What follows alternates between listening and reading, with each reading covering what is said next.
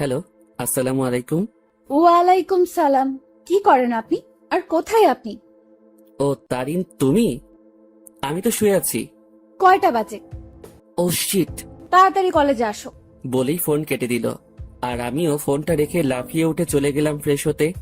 Fresh হয়ে এসে dining টেবিলে গিয়ে বসি। কি রে, এত দেরি করে ঘুম থেকে উঠলি কেন? আর বলিও না, কাল রাতে ঘুম আসে নাই আমার। তাড়াতাড়ি নাস্তা দাও তো। তারপর নাস্তা করেই আম্মুকে বিদায় দিয়ে বেরিয়ে পড়ি। আর রাস্তায় দাঁড়িয়ে আছি রিক্সার জন্য। দাঁড়িয়ে নিজের পরিচয়টা দিয়ে দেই। বরাবরের মতো আমি মোহাম্মদ ওবায়দুর রহমান অন্তর, অনার্স 3য় বর্ষে পড়ি। আব্বু আম্মুর একমাত্র সন্তান আমি। আর সকালে যে কল দিয়ে আমাকে জাগিয়ে দেয় সে আমার ভালোবাসা তারিন, যার সাথে আমার 1.5 বছরের সম্পর্ক। আর বাকিটুকু না হয় গল্পেই জেনে নিয়েন। দাঁড়িয়ে আছি অসহায়ের মতো। শালার ভাগ্য এত খারাপ কেন? একে তো লেট, দ্বিতীয়ত রিক্সাওয়ালা মামারাও নাই। অন্তর, আমি দেখলাম কেউ একজন আমাকে ডাক দিল। দেখলাম সে আর কেউ না, আমার ক্লাসমেট ও হারামি বান্ধবী তানিয়া। তবে শুধু ক্লাসমেট ও বান্ধবী বললে হবে না, অন্য একটা পরিচয়ও আছে, আমার বেস্টুর জিএফ। তবে বন্ধুর জিএফ মানে আমার ক্লোজ ফ্রেন্ড, বলতে গেলে বেস্টিও। কিরে এভাবে দাঁড়ায় আছিস কেন? খুশির ঠেলায় আহার এই বেচারা, ওঠ রিক্সায়। আমিও লাফিয়ে রিক্সায় উঠে পড়ি। তুই না উঠতে দিলেও তোরে লাথি মারি ফেলে আমি রিক্সা নিয়ে চলে যেতাম আর কি। কুত্তা। চুপ কুত্তি। আর মামা রিক্সা চালান, এদের কথা শুনে লাভ নাই। পাবনার পাগলি এতে। রিক্সা চলতেছে আপন গতিতে, আর আমরা রিক্সায় যুদ্ধ করতে ব্যস্ত। রিক্সা ঠিক আমাদের কলেজের গেটে থামে। ওই কুত্তা, ভাড়া দে। দিমু তো গতকালকে। যা, আমি দিচ্ছি, কিপটা কোথাকার। তারপর তানিয়া ভাড়া দিয়ে দেয়। আমি তো মহা খুশি, টাকা বাঁচাইছি। একটা মাত্র কারণে তোকে সহ্য করতেছি, শুধু কাজটা শেষ হোক ব্যাস। যা তোর কাজ করবো না আমি, মুড়ি খা। তারপর তানিয়ার সাথে ক্লাসের দিকে যেতে লাগি। ক্লাসে যেতেই আমরা দেখলাম স্যার ক্লাস করাতেছে। বাহ, এত তাড়াতাড়ি আসলেন? কি করে আপনারা? না মানে স্যার, রিক্সার চাকা পাংচার হয়ে গেছে, তাই দেরি হয়ে গেছে স্যার। বাহানা বানাইস না, তোরে হাড়ে হাড়ে চিনি আমি। স্যার আজকের জন্য মাফ করে দেন না। যা সিটে বয়, ইম্পর্ট্যান্ট ক্লাস চলছে। আজকে এমনেও নোট দেয়া হবে, নিয়ে নিস। স্যার আমাকে ভালো করে চিনে, যদি কথা বাড়াই তাহলে তার মাথা যাবে, তাই কিছু না বলে ক্লাসে বসতে দেয়। আমিও বসে পড়ি আর ক্লাসে মনোযোগ দেই। তবে দেখলাম তারিন আমার দিকে অন্যভাবেই তাকিয়ে আছে। ক্লাসটা শেষ হতেই আমি ক্যাম্পাসে চলে গেলাম। দেখলাম তারিনও আসলো। এত লেট কেন আজকে? সরি, আসলে ঘুম থেকে উঠতে লেট হয়ে গেছে। তানিয়ারও কি ঘুম থেকে উঠতে লেট হয়ে গেছে, নাকি সেও তোমার সাথে একত্রে আসলো? আরে সেটা তো আমি জানি না, তাকে জিজ্ঞাসা করো তুমি। আর তুমি তানিয়াকে নিয়ে কথা বলতেছো কেন? সে তো আমার ফ্রেন্ড হয়। তারিন আমার পাশে এসে বসে। দেখো অন্তর, আমি সত্যিই তোমাকে ভালোবাসি, আর তোমাকে হারাতে চাই না। প্লিজ আমাকে চিট করিও না। চিন্তা করিও না, আমি তোমার ভরসা ভাঙবো না। তাহলে বলো, তানিয়ার সাথে কিসের এত কথা তোমার? সময় হলেই বুঝতে পারবা। এখন চলো ক্যান্টিনে চাই। চলো। আর কি বলবো তোমাকে? তোরাই যা, আমি তো আকাশ থেকে ভেসে আসছি। না রে শালা, তুই তো উগান্ডা থেকে আসছিস। দূর বেটা। তাহলে আমি বা কেন বাদ যাব? চলো চারজনেই ক্যান্টিনে গিয়ে নাস্তা করে নেই। তারপর আমরা ক্যান্টিনে যেতে লাগি। কিন্তু তারিন তানিয়াকে দেখে কিছুটা সংকোচ বোধ করতে লাগলো, কারণ অন্তর আর তানিয়ার মধ্যে কিছু তো একটা চলতেছে, যা থেকে সে বিরত। আমরা সকলেই ক্যান্টিনে গেলাম আর তানভীরকে পাঠালাম নাস্তা আনতে। আর আমরা আড্ডা দিতে ব্যস্ত। কিন্তু তারিন বারবার অন্তরের দিকে তাকাচ্ছে। সে অন্তরের চোখের ইশারা দেখতে লাগে, যা তানিয়াকে দেওয়া হচ্ছে। কি এমন কথা তানিয়া ও অন্তরের মধ্যে, যা আমাকে বলা হয়নি? তাদের দুজনের হাবভাব ঠিক লাগতেছে না আমার। অনেকদিন ধরেই তাদের আমি একটু ক্লোজ আসতে দেখলাম। কোনো অন্তর আমাকে ঠকাচ্ছে না তো? যেই করেই হোক, তাদের দুজনের মধ্যে কথাবার্তাগুলো আমাকে জানতে হবে। তানভীর নাস্তা নিয়ে আসে আর আমরাও মজা করে খেতে লাগি। নাস্তা খাওয়া শেষ করে আমরা ক্যাম্পাসে চলে যাই। আমি দেখলাম তারিন একটু অন্যমনস্ক হয়ে আছে। কি হয়েছে তোমার? এইভাবে অন্যমনস্ক হয়ে আছো কেন? কোনো সমস্যা? কিছুই না। আচ্ছা শোনো, চলো না একটু ঘুরে আসি। সরি, তানিয়ার সাথে একটু কাজ আছে আমার, কাল যাব। কেমন? আচ্ছা ঠিক আছে। অন্তর, আজকে আমাদের কি করার কথা ছিল?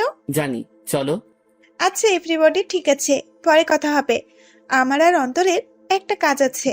ঠিক আছে যাও। আর অন্তর সাবধান শালা। বেশি কথা বলবি তাহলে কিন্তু। আচ্ছা যা শালা মর্গা। আর তানিয়ার খেয়াল রাখবি। বাই। তারপর আমি আর তানিয়া বিদায় নিয়ে চলে গেলাম আমাদের কাছে। অন্যদিকে তানভীর, বল। অন্তর আর তানিয়ার দিকে খেয়াল করছিস তুই? কি হয়েছে তাদের? তাদের হাব ভাব দেখছিস তুই? দেখলাম তো। আমার থেকে তো কোনো কিছুই মনে হলো না। তোর থেকে মনে হবে কিভাবে? তোর বেস্টু বলে কথা। কিন্তু আমার থেকে তানিয়ার অন্তরের হাব ভাব ঠিক লাগছে না। এর উপর আমার পুরো বিশ্বাস আছে ও কোনোদিনও কোনো উল্টোপাল্টা কাজ করবে না। কিন্তু তানভীর, আমার না একটু তাদের হাব ভাব থেকে সন্দেহ হচ্ছে। তুই নেগেটিভ ভাবে ভাবছিস বলে তোর এমনটা লাগতেছে, কিন্তু পজিটিভলি ভাব, তাহলে দেখবি সব ঠিক লাগবে। কিন্তু তারিনের মনে এখনো অন্তরের প্রতি সন্দেহ আছে, কারণ তারিনকে না বলে সে তানিয়ার সাথে খুব ক্লোজলি ভাবে কথা বলতেছে। এইদিকে আমি আর তানিয়া শপিং মলে চলে আসলাম। আসলে আমাদের কিছু কেনাকাটা করতে হবে, তাই। তো কি কি কিনবি বল? লিস্ট ফুল রেডি করেই আনছি। তাহলে শুরু করে দে। আমরা আমাদের লিস্ট অনুযায়ী শপিং করতে ব্যস্ত। প্রায় আমাদের শপিং শেষ, আর তখনই তানিয়া ডাক দেয়। কিরে, ডাকতেছিস কেন? চল জেন্টস শপে যাব, একটা টি শার্ট নিব। আমার জন্য নিবি? হ, আমাকে পাগলা কুকুর পাইছে তো। আসলে তোরে পাগলা কুকুরে পাইছে? অন্তর, এটা কিন্তু বেশি হইতেছে। ও মা গো, টুরুলা। আচ্ছা চল। তারপর গেলাম টি শার্ট কিনতে। মানে তানিয়া কিনবে আর আমি দেখব। কি কালার পছন্দ তানভীরের? আমি আর তানভীর প্রায় সেম কালার পছন্দ করি। বুঝছি, হাইরে চয়েস রে। তারপর তানিয়া ঘুরে ঘুরে দেখতে লাগলো, আর কয়েকটা টি শার্ট নিয়ে আমার কাছে আসে। দেখ, এখান থেকে দুইটা সিলেক্ট করে দে। আমিও দুইটা টি শার্ট সিলেক্ট করে দেই, আর সেও কিনে নেই। চল, খিদা লাগছে, কিছু খাওয়াবি? চুপচাপ বাসায় গিয়ে খেয়ে নিস। এমনিও টাকা আছে কিনা জানি না। চুপ কিপটা, তোর জন্যই তো আমি শপিং মলে আসছি, আর তোর জন্যই তো শপিং করলাম। এখন কিপটামি করিস না, চল রেস্টুরেন্টে। আমি তো শপিং এ টাকা খরচ করলাম, তুই তো শুধু তানভীরের জন্য টি শার্ট নিলি। ওলে বাবারে, টাকা তোর একা যায় নাই, তোর শপিং এ আমি তানভীরের টাকাও আছে। আর এটা তো তোর জানের জন্য করতেছি আমরা। এখন কিপটামি না করে চল তো। বাবা গো, চল বুঝছি, 1 টাকাও বাসায় নিতে দিবি না। তারপর আমরা রেস্টুরেন্টে গেলাম। সেখানে গিয়ে আমরা বসে পড়লাম, আর তখনই তানভীর ফোন দেয়। হ্যালো, কে? শপিং হয়েছে মামা, নাকি আরো বাকি আছে? শপিং শেষ, শুধু লাস্ট জিনিসটা আনলেই সব কমপ্লিট। সেটা আমি আনবো তো সময় মতো, তুই চিন্তা করিস না। আচ্ছা, তারিন কি চলে গেছে? তবে মামা, তোকে আর তানিয়াকে সন্দেহের নজরে দেখতেছে। বলতেছে তোর আর তানিয়ার মধ্যে নাকি কিছু চলতেছে। হ, তাও তার জন্যই। তো কি করিস? আমি কি করবো? যা করার তোর তানিয়া করতেছে। আমারে লুটতেছে রে মামা। আজ যদি তানিয়ার সাথে ব্রেকআপ করতি, তাহলে এই দিন দেখতে হতো না আমার। সমস্যা নাই, তানভীর যদি আমাকে ছেড়ে দেয়, আমিও তোর গলায় পড়বো আর কি। যা লুট হ। আচ্ছা, খাওয়া দাওয়া করে নিয়ে জিনিস সহ তানিয়াকে বাড়ি দিয়ে আসিস। ভাই, তুই এসে নিয়ে যা না। সাথে সাথে তানিয়া আমার থেকে ফোন কেড়ে নিল, আর শুরু করে দিল তাদের প্রেম আলাপ। আর আমি বেচারা আমারটার জন্য মরতেছি। তানিয়া তানভীরের কথা শেষ, আর আমাদেরও খাবার চলে আসে। অন্যদিকে তারিন ও তার কিছু বান্ধবীদের নিয়ে একই রেস্টুরেন্টে আসে, যেখানে অন্তর ও তানিয়া উপস্থিত। তারিন, দেখ তো, এটা অন্তর ভাইয়া না? তারিন অন্তরকে তানিয়ার সাথে দেখে প্রায় অবাক হয়ে গেল। তারিন দেখতে লাগলো তানিয়া আর অন্তর হেসে হেসে কথা বলতেছে আর খাবার খাচ্ছে। তারিন তার মোবাইলটা বের করে অন্তরকে কল দেওয়ার জন্য। এইদিকে আমি জানি না প্ল্যান সাকসেস হবে কিনা, তবে আমি আমার কলেজাটাকে খুশি রাখতে চাই। আমরা তো সেটাই চেষ্টা করতেছি অন্তর, তুই চিন্তা করিস না। হঠাৎই আমার কলটা বেজে ওঠে, আর দেখলাম তারিন কল দিছে। আমিও রিসিভ করলাম। হ্যালো। কোথায় তুমি? আমি তো বাসায়। কেন? ও, কি করো তুমি? এই তো আছি। আর কি, মোবাইল নিয়ে। তুমি কি করো? আমিও মোবাইল নিয়ে ব্যস্ত। আচ্ছা, পরে কথা বলি, কেউ রুমের দিকে আসতেছে। Okay bye. তারপর কেটে দিল। কি বলে সে? আমি কোথায় কি করি এইসব? বাদ দে, তাড়াতাড়ি খাবার খেয়ে নে। অন্যদিকে তারিন অন্তরের মিথ্যা কথা শুনে মুখ চেপে কান্না করতে করতে বেরিয়ে যায়, সাথে তার বান্ধবীরাও। ও কেন আমার সাথে এত বড় প্রতারণা করলো? যদি আমাকে ভালো না বেসে থাকে তাহলে কেন আমার ফিলিংস নিয়ে এইভাবে খেলা করলো সে? আমি কি ওকে ভালোবাসি নাই, নাকি আমার ভালোবাসায় কমতি ছিল? না, এর জবাব ওকে দিতেই হবে। তারিন কোনো মতে তার চোখের পানি ধরে রেখে বাড়ি চলে যায়। এইদিকে, ম্যাডাম চলেন, আজকে এমনিও অনেক কাজ আছে আমাদের। তারপর বিল মিটিয়ে তানিয়াদের বাড়ির দিকে চলে যাই। তবে তানিয়াদের পুরনো বাড়িতে যাই আমরা। তানিয়াদের পুরনো বাড়িতে আসার আগেই তানবীরকে কল দিয়ে আসতে বলে দেই, আর সে এখন উপস্থিত। সব নেওয়া হয়েছে তোর? হয়েছে, জাস্ট লাস্ট জিনিসটাই বাকি। মামা, তারিন কিন্তু তোর উপর সন্দেহ করতেছে। সে মনে করতেছে আমার কলিজার লগে তোর চলতেছে। আমাকে কি পাগলে পাইছে? এই সেমরির সাথে আমার চলবো? ভাই রে ভাই, কি জিনিস রে এইটা! আমার লুটি ফেললো। ভাই, একটু দেখে শুনে রিলেশন করতে পারিস না? ওই সাবধান। ঝগড়াঝাড়ি বাদ দে, আর এইগুলো আমাদের দিয়ে বাড়ি যা, আমরা কাজ শুরু করে দিব। ওকে, নেইগুলো, আমি গেলাম। তারপর তাদের জিনিসপত্রগুলো দিয়ে আমিও বাড়ি চলে গেলাম। কই ছিলি তুই? আসিলাম আর কি, মেসেজ দিছিলাম না, দেখো নাই? দেখছি। যা রুমে, আমি তোর জন্য চা আনতেছি। এই না হলে আমার আম্মু আমার কতই না খেয়াল রাখে, আমাকে কতই না ভালোবাসে। হাওয়া দাওয়া বন্ধ কর। আমিও রুমে চলে গেলাম, আর একটু ফ্রেশ হয়ে সেই খাটে লেটিয়ে পড়ি। আর আজকের পার্টির জন্য উত্তেজিত। আসলে প্রায় এক সপ্তাহ আগ থেকে আজকের দিনের জন্য প্ল্যান করতেছি আমি, তানবীর ও তানিয়া। কারণ আজ আমার কলিজাটার জন্মদিন, তাই চিন্তা করলাম ওর জন্য সারপ্রাইজ বার্থডে পার্টি অ্যারেঞ্জ করে তারিনকে সারপ্রাইজ দিব আমি। আমি শিওর তারিন আজকে সেই লেভেলে চমকেও যাবে, ও খুশিও হবে। কারণ আমি জানি তারিন আমাকে কতটা ভালোবাসে। আম্মু চা নিয়ে আসে। আসলে দুপুরে চা খাওয়ার অভ্যাস, তাও রং চা। কি রে, আজকে তোর চেহারায় অন্য কিছুই দেখতে পাচ্ছি আমি। কি ঘটিয়ে আসলি আবার? দূর, কই কি ঘটাইছি আমি? সত্যি করে বল, কি ঘটিয়ে আসলি তুই? তোর চেহারায় আজ অন্য কিছুই বলতেছে আমাকে। ধুর আম্মু, বললাম তো কিছুই ঘটাই নাই। যাও, কথাই বলবো না। বলিস না, আমি গেলাম। তুই তোর রং চা শেষ কর। তারপর আম্মু চলে যায়, আর আমিও রং চা শেষ করলাম। আর আজকে কি কি হবে সেটা নিয়ে ভাবতে লাগলাম। অন্যদিকে তারিন বালিশে মুখ গুজে কান্না করতে ব্যস্ত, কারণ সে অন্তরকে তানিয়ার সাথে রেস্টুরেন্টে দেখলো।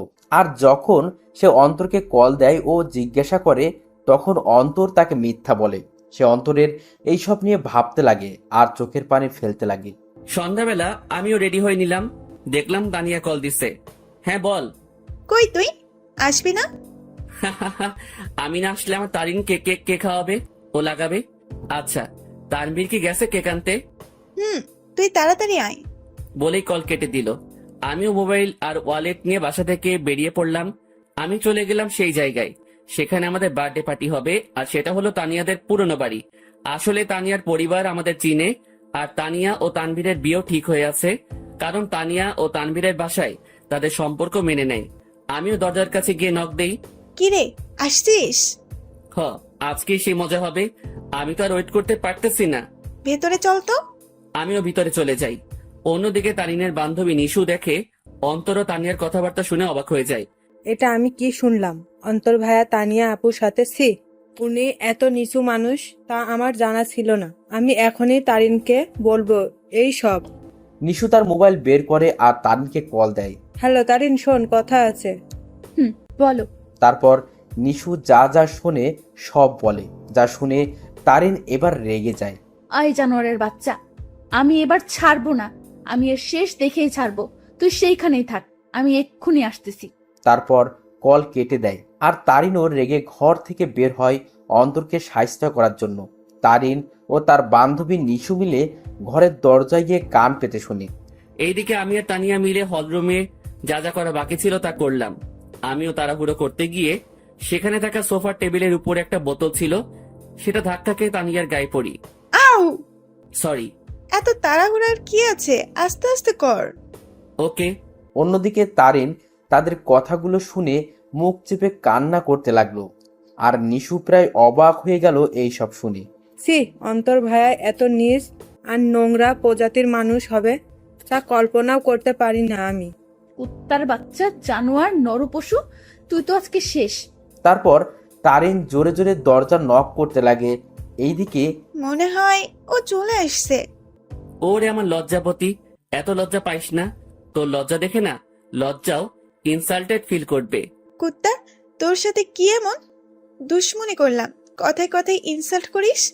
যা, দরজা খোল। আমিও গিয়ে দরজা খুললাম। দরজা খুলে থ হয়ে গেলাম, কারণ তারিন ও নিশু উপস্থিত। তোমরা সাথে সাথে তারিন আমার কলার ধরে আমাকে ছুঁড়ে মারে ফ্লোরে।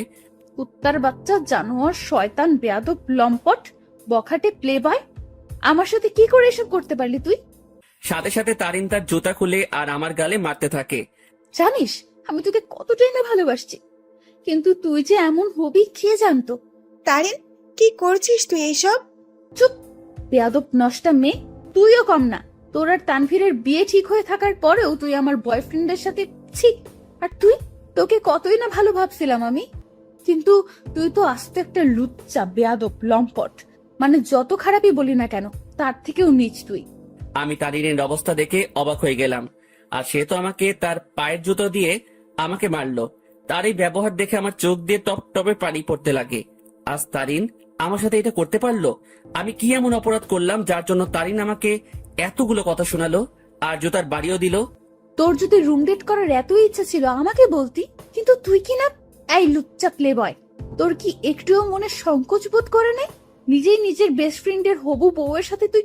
আমার তো মন ভেঙে ফেললি, কিন্তু কি করে নিজের বেস্ট ফ্রেন্ডকেও ধোকা দিলি তুই? বলেই তারিন আমাকে জুতা দিয়ে মারতে লাগলো। সি ভাইয়া, আপনি এত নিচু প্রজাতির মানুষ হবেন তা আমার জানা ছিল না। আপনি জানেন তারিন সবসময় আপনাকে নিয়ে কথা বলতো, সবসময় আপনাকে নিয়ে কতই না স্বপ্ন ছিল তার, কিন্তু আপনি কি না। সি ভাইয়া, আপনাকে দেখে আমার ঘৃণা হচ্ছে। তাদের কথাগুলো শুনে আমি চোখ দিয়ে পানি ফেলছিলাম। আজ তারিন আমাকে এইভাবে অপমান করলো। আমি তো কোনো অন্যায় করি নাই। তাহলে কি বলতেছে তারিন এইসব? সত্যি কলিজাটা ফেটে যাচ্ছে আমার। জানিস তোকে কি করা দরকার? তোকে জুতার মালা পরায় এলাকায় ঘুরানো দরকার। দাঁড়া, আমি পুলিশকে কল দিচ্ছি। আর তখনই তানভীর কেক নিয়ে উপস্থিত হয়। সে আমাকে এভাবে পড়ে থাকতে দেখে ও তারিনকে এখন এখানে দেখে অবাক হয়ে যায়। এই অন্তর, এইভাবে পড়ে আছিস কেন? আর তারিন এখন এখানে কি করতেছে? তানভীর, আমি তোকে আগেও বলেছি, এই জানোয়ার ও তোর নষ্টা হবু বউয়ের মাঝে অনেক কিছু চলতেছে, কিন্তু তুই বিশ্বাস করিস নাই। কিন্তু দেখ, আমার সন্দেহ ঠিক সত্যিই হইছে। আজ আমিও নিশু মিলে হাতে নাতে ধরছি এই দুইটাকে। তারা এখানে তাদের কীর্তিকলাপের ব্যস্ত ছিল, আর আমাকেও তোকে ঠকাছিল তারা দুজন মিলে। তানভীর কথাটা শুনে অবাক হয়ে যায়, তবে তানভীর অবাক হয় তারিনের কথাগুলো শুনে। এই কি বললি তুই? অন্তর আর তানিয়ার মাঝে কি চলতেছে? দেখ তুই, তাদের দুইটাকেই তানিয়ার পুরনো বাড়িতে ধরছি আমরা। দেখ, পুরনো বাড়িতে এসে তারা তাদের প্রেম লীলা চালাচ্ছিল, কিন্তু আজ ধরা খেয়ে গেল দুই নষ্টা। সাথে সাথে তানভীর দিল তারিনকে কষে এক থাপ্পড়। থাপ্পড় খেয়ে তারিন ফ্লোরে পড়ে যায়। দেখলাম তানভীর রেগে আছে। আমিও উঠে তানভীরকে ধরি। অন্তর, ছাড় আমাকে। এই মেয়ে কাকে কি বলতেছে? তারিন তানভীরের দিকে গাল হাত দিয়ে তাকিয়ে আছে, আর নিশু অবাক চোখে তানভীরের দিকে তাকিয়ে আছে। তানভীর আমার থেকে নিজেকে ছাড়াই নাই আর তারিনের চুলের মুঠি ধরে দাঁড় করায়। এই, তুই কাকে কি বলছিস? আর কি বললি তুই? তারা এখানে এসে তাদের প্রেম লীলা চালাচ্ছিল, তাই না? আয় আমার সাথে তুই। তারিনের চুলের মুঠি ধরে হলরুম দেখাতে লাগে। এই দেখ, তারা আসলে কি করতেছিল। তোর জন্মদিন উদযাপন করার জন্য সে আজ থেকে 7 দিন আগে থেকেই তোকে খুশি করার জন্য আমাকে ও তানিয়াকে নিয়ে প্ল্যান করে। সে তোর হাসি মুখটা দেখার জন্য দেখ কি করছে। চারদিকে ভালো করে তাকিয়ে দেখো। তারিন ভালো করে দেখে পুরো হলরুম দেখে যা সম্পূর্ণভাবে সাজানো। সেখানে বেলুন, জরি কাগজ ও বিভিন্ন কাগজের কারুকার্য দিয়ে সাজানো। তারপর তানভীর তারিনের চুলের মুঠি ধরে বার্থডে অলবোর্ড দেখায়। কি, ওরা তো এখানে নষ্টামি করতে আসছে, তাহলে এই সব কোনো প্রয়োজন ছিল? উত্তর দে। তানভীর আবার তারিনকে চুলের মুঠি ধরে কেকের প্যাকেটের কাছে নিয়ে যায়।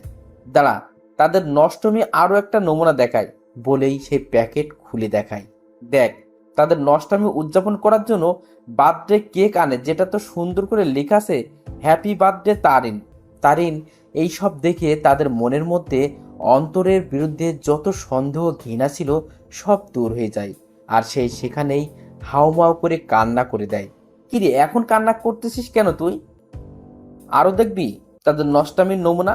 আসলে তোদের মতো মেয়েরা না ভালোবাসতেই জানে না, শুধু মুখে ভালোবাসি ভালোবাসি বললেই হয় না, মনে প্রাণে বিশ্বাসও করতে হয় ভালোবাসার মানুষকে, কিন্তু তুই কি করছিস? খালি সন্দেহ। হ্যাঁ, আমার বেস্টু খারাপ কারণ সে তাকে খুশি করতে চেয়েছিল, আর আমি আমার সেই খারাপ বন্ধুকে নিয়ে গর্ব করি কারণ সে মানুষকে ঠকায়নি কোনোদিনও।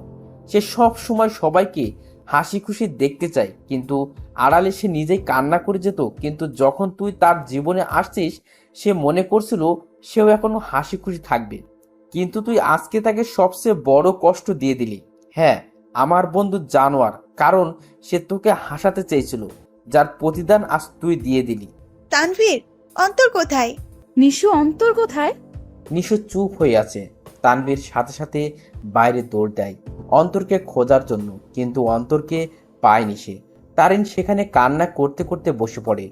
তারিন, ছি, তুই এত নিস মন মানসিকতার মেয়ে, তা আমার জানা ছিল না। কিভাবে তুই এ ভাবলি? অন্তর আমাকে বান্ধবী মানে তো ঠিকই, সাথে ও আমাকে মন থেকে সম্মানও দেয়। আর তুই কি না, অন্তর তোর জন্য কতই না কি করতে চাইছিল। সে চাইছে তোকে সারপ্রাইজ বার্থডে পার্টি দেবে, কিন্তু তুই তাকে কি দিলি? অনেক অপমান ও জুতার বাড়ি। কি করে পারলি তুই এইসব ভাবতে? অন্তর তোকে কতটা ভালোবাসে তা আমি আর তানভীর ভালো করেই জানি, কিন্তু তুই ভালো যেহেতু বেসেছিস, তাহলে একটু ভালোবাসার মানুষকে বিশ্বাস করতে শেখ, সন্দেহ না। আমার মনে হয় না তুই অন্তরকে কোনোদিনও ভালোবেসেছিস, কিন্তু সে তোকে মনে প্রাণে ভালোবেসেই গেল। তানভীর বাইরে থেকে আসে। অন্তরকে পাইছো? না, তুমি একটু কষ্ট করে বাড়িতে খুঁজে দেখো তো। আর এই, তুই বের হওয়া বাড়ি থেকে। তানভীর তারিনকে টেনে বাড়ি থেকে বের করে দেয়, সাথে নিশো বেরিয়ে যায়। আর তানভীর ও তানিয়া মিলে পুরো বাড়ি খুঁজে দেখে, কিন্তু অন্তরকে খুঁজে পেল না। তারিন বাইরের রাস্তায় বসে বসে হাওমাও করে কান্না করতে লাগে। সে আজ তার সন্দেহের জন্য তার অতি প্রিয় একটা জিনিসের কাছে ঘৃণার পাত্র হয়ে গেল। কি করে আমার মাথায় এসব আসলো? কেন আমি অন্তরকে সন্দেহ করলাম? যে আমাকে বলেছিল আমাকে কোনোদিন ঠকাবে না, কিন্তু আমি তাকে বিশ্বাস না করে তাকে অনেক কথা শোনালাম ও জুতার বাড়ি দিলাম। ছেলেটা তো আমাকে হাসি খুশি রাখতে চেয়েছিল, কিন্তু আমিই ওকে কাঁদিয়ে দিলাম। বলে সে আরো কান্নায় ভেঙে পড়ে। এইদিকে আমি মেইন রোডে চলে আসলাম। আজ আমাকে আমার ভালোবাসা ভালোই একটা শিক্ষা দিল, আর বুঝিয়ে দিল আমি তার মনে কোনোদিনও জায়গা করে নিতে পারলাম না। আমি তার মনে বিশ্বাস জোগাতে পারলাম না। হয়তো আমারই ভুল ছিল, আগে তার মনে বিশ্বাস জোগানোটা দরকার ছিল। পরে না হয় তার জন্য কোনো কিছু করতাম। হয়তো আমার ভালোবাসায় কমতি ছিল, যার পরিণাম জুতার বাড়ি পেলাম। না, আর কোনোদিনও কাউকে ভালোবাসবো না, আর মনে আঘাত চাই না। আমি তারিনকে পেয়ে মনে করেছিলাম আমার দুঃখ কষ্ট ওর সাথে শেয়ার করব। মনে করলাম ও আমাকে বুঝবে, কিন্তু আমি ভুল ছিলাম। থাক, আর কাউকে ভালোবাসার প্রয়োজন নেই, আমি একাই ঠিক আছি। আর যদি কাউকে প্রয়োজন হয়, আমার বেস্টু ও আমার হৌভাবি আছে না, কিন্তু না আর কাউকে বিশ্বাস করব, না কাউকে মন দিব। কেউ চাই না, আমার শুধু পরিবার ও বান্ধবীদের নিয়ে থাকবো আমি। আমি মেইন রোডে হাঁটতে লাগলাম মনকে শান্ত ও বোঝানোর জন্য যে তার জন্য কোনো ভালোবাসা নেই, আছে শুধু সন্দেহ আর সন্দেহ। আমিও মেইন রোডে যতদূর পারলাম হাঁটতে লাগলাম। কি বা করবো আমি? ভাঙা মনকে সান্ত্বনা দিতে চাচ্ছি আমি। চিন্তা করছিলাম মনের মতো একজন পেয়ে তাকে নিয়ে আমি হাসি খুশি থাকবো, কিন্তু ভাগ্য একটা মোড় দিয়ে দিল। রাত 11টা বাজে, আমি এখনো রাস্তায় হাঁটছি আর চোখের পানি ফেলছি। আমার ফোনটাও অফ করে রাখছিলাম যাতে কেউ আমাকে বিরক্ত না করতে পারে, কারণ আমি একটু একা থাকতে চাই। রাত 12টা বাজে, আমি রাস্তার এক কোণায় বসে আছি। তবে আজ আমার নেশার সাহায্য নিতে ইচ্ছা করছে, তাই আমিও উঠে হাঁটতে লাগলাম আর খুঁজতে লাগলাম কোনো দোকান খোলা আছে কিনা। আমি দেখলাম একটা টঙের দোকান খোলা, তাই আমিও চলে গেলাম। কি চাই মামা? আমি সংকোচ বোধ করতে লাগলাম, কারণ আমি আজ পর্যন্ত কোনো দিনও কোনো দোকানে গিয়ে সিগারেট চাই নাই। আরে ভাই, বলবেন তো কি লাগবে? সিগারেট লাগবে? আরে এটার জন্য এভাবে সংকোচ বোধ করছেন কেন ভাই? বলেন কি সিগারেট দিব? আমি বেশিরভাগই ডার্বি, ব্যানসন ও গোল্ডলিপের কথা শুনেছিলাম, তাই চিন্তা করলাম তিনটাই নিয়ে নেই। ডার্বি, ব্যানসন ও গোল্ডলিপ তিনটার এক প্যাকেট দিয়ে দেন। তারপর দোকানদার আমাকে দেয় আর আমিও টাকা দিয়ে দেই। সাথে একটা লাইটারও নিয়ে নিলাম। আমিও যেতে লাগি। ভাই একটা কথা বলবো? জি বলেন। ভাই আমি এই প্রথম দেখলাম কেউ একসাথে 3 ধরনের সিগারেট নিল। ভাই আপনারা কি গ্রুপ মিলে আড্ডা দিবেন নাকি? সেটা আপনি না জানলেও চলবে। আপনার কাজ সিগারেট বিক্রি করা, এই সকল প্রশ্ন করা না বলেই চলে আসলাম সেখান থেকে। তারপর আমিও আবারও মেইন রোডে গিয়ে সিগারেট ধরালাম। হাতে সিগারেট খাবো কি খাবো না তা ভাবতে লাগলাম। পরে এইসব ভাবনা চিন্তা বাদ দিয়ে সোজা খাওয়া শুরু করে দিলাম।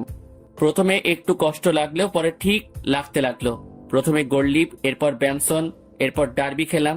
একটা শেষ হতেই অন্য একটা ধরিয়ে দিলাম। এইভাবে 3 প্যাকেটই প্রায় শেষ। শুধু ডার্বির 4টা সিগারেট বাকি আছে। দেখলাম 1টা বাজে। পরে মনে পড়লো বাসার কথা, তাই মোবাইলটা অন করলাম। অন করতে আব্বুর প্রায় 150-র উপরে SMS এবং সাথে সাথে আব্বুর ফোন। হ্যালো, কি রে? কই তুই? ফোন বন্ধ কেন তোর? আরে মোবাইল হঠাৎই বন্ধ হয়ে যায়, এতে আমার দোষ কোথায়? কি রে, তুই রেগে আছিস কেন? কি হয়েছে? আমার ইচ্ছা, আমার লাইফ, আমি যা খুশি করব।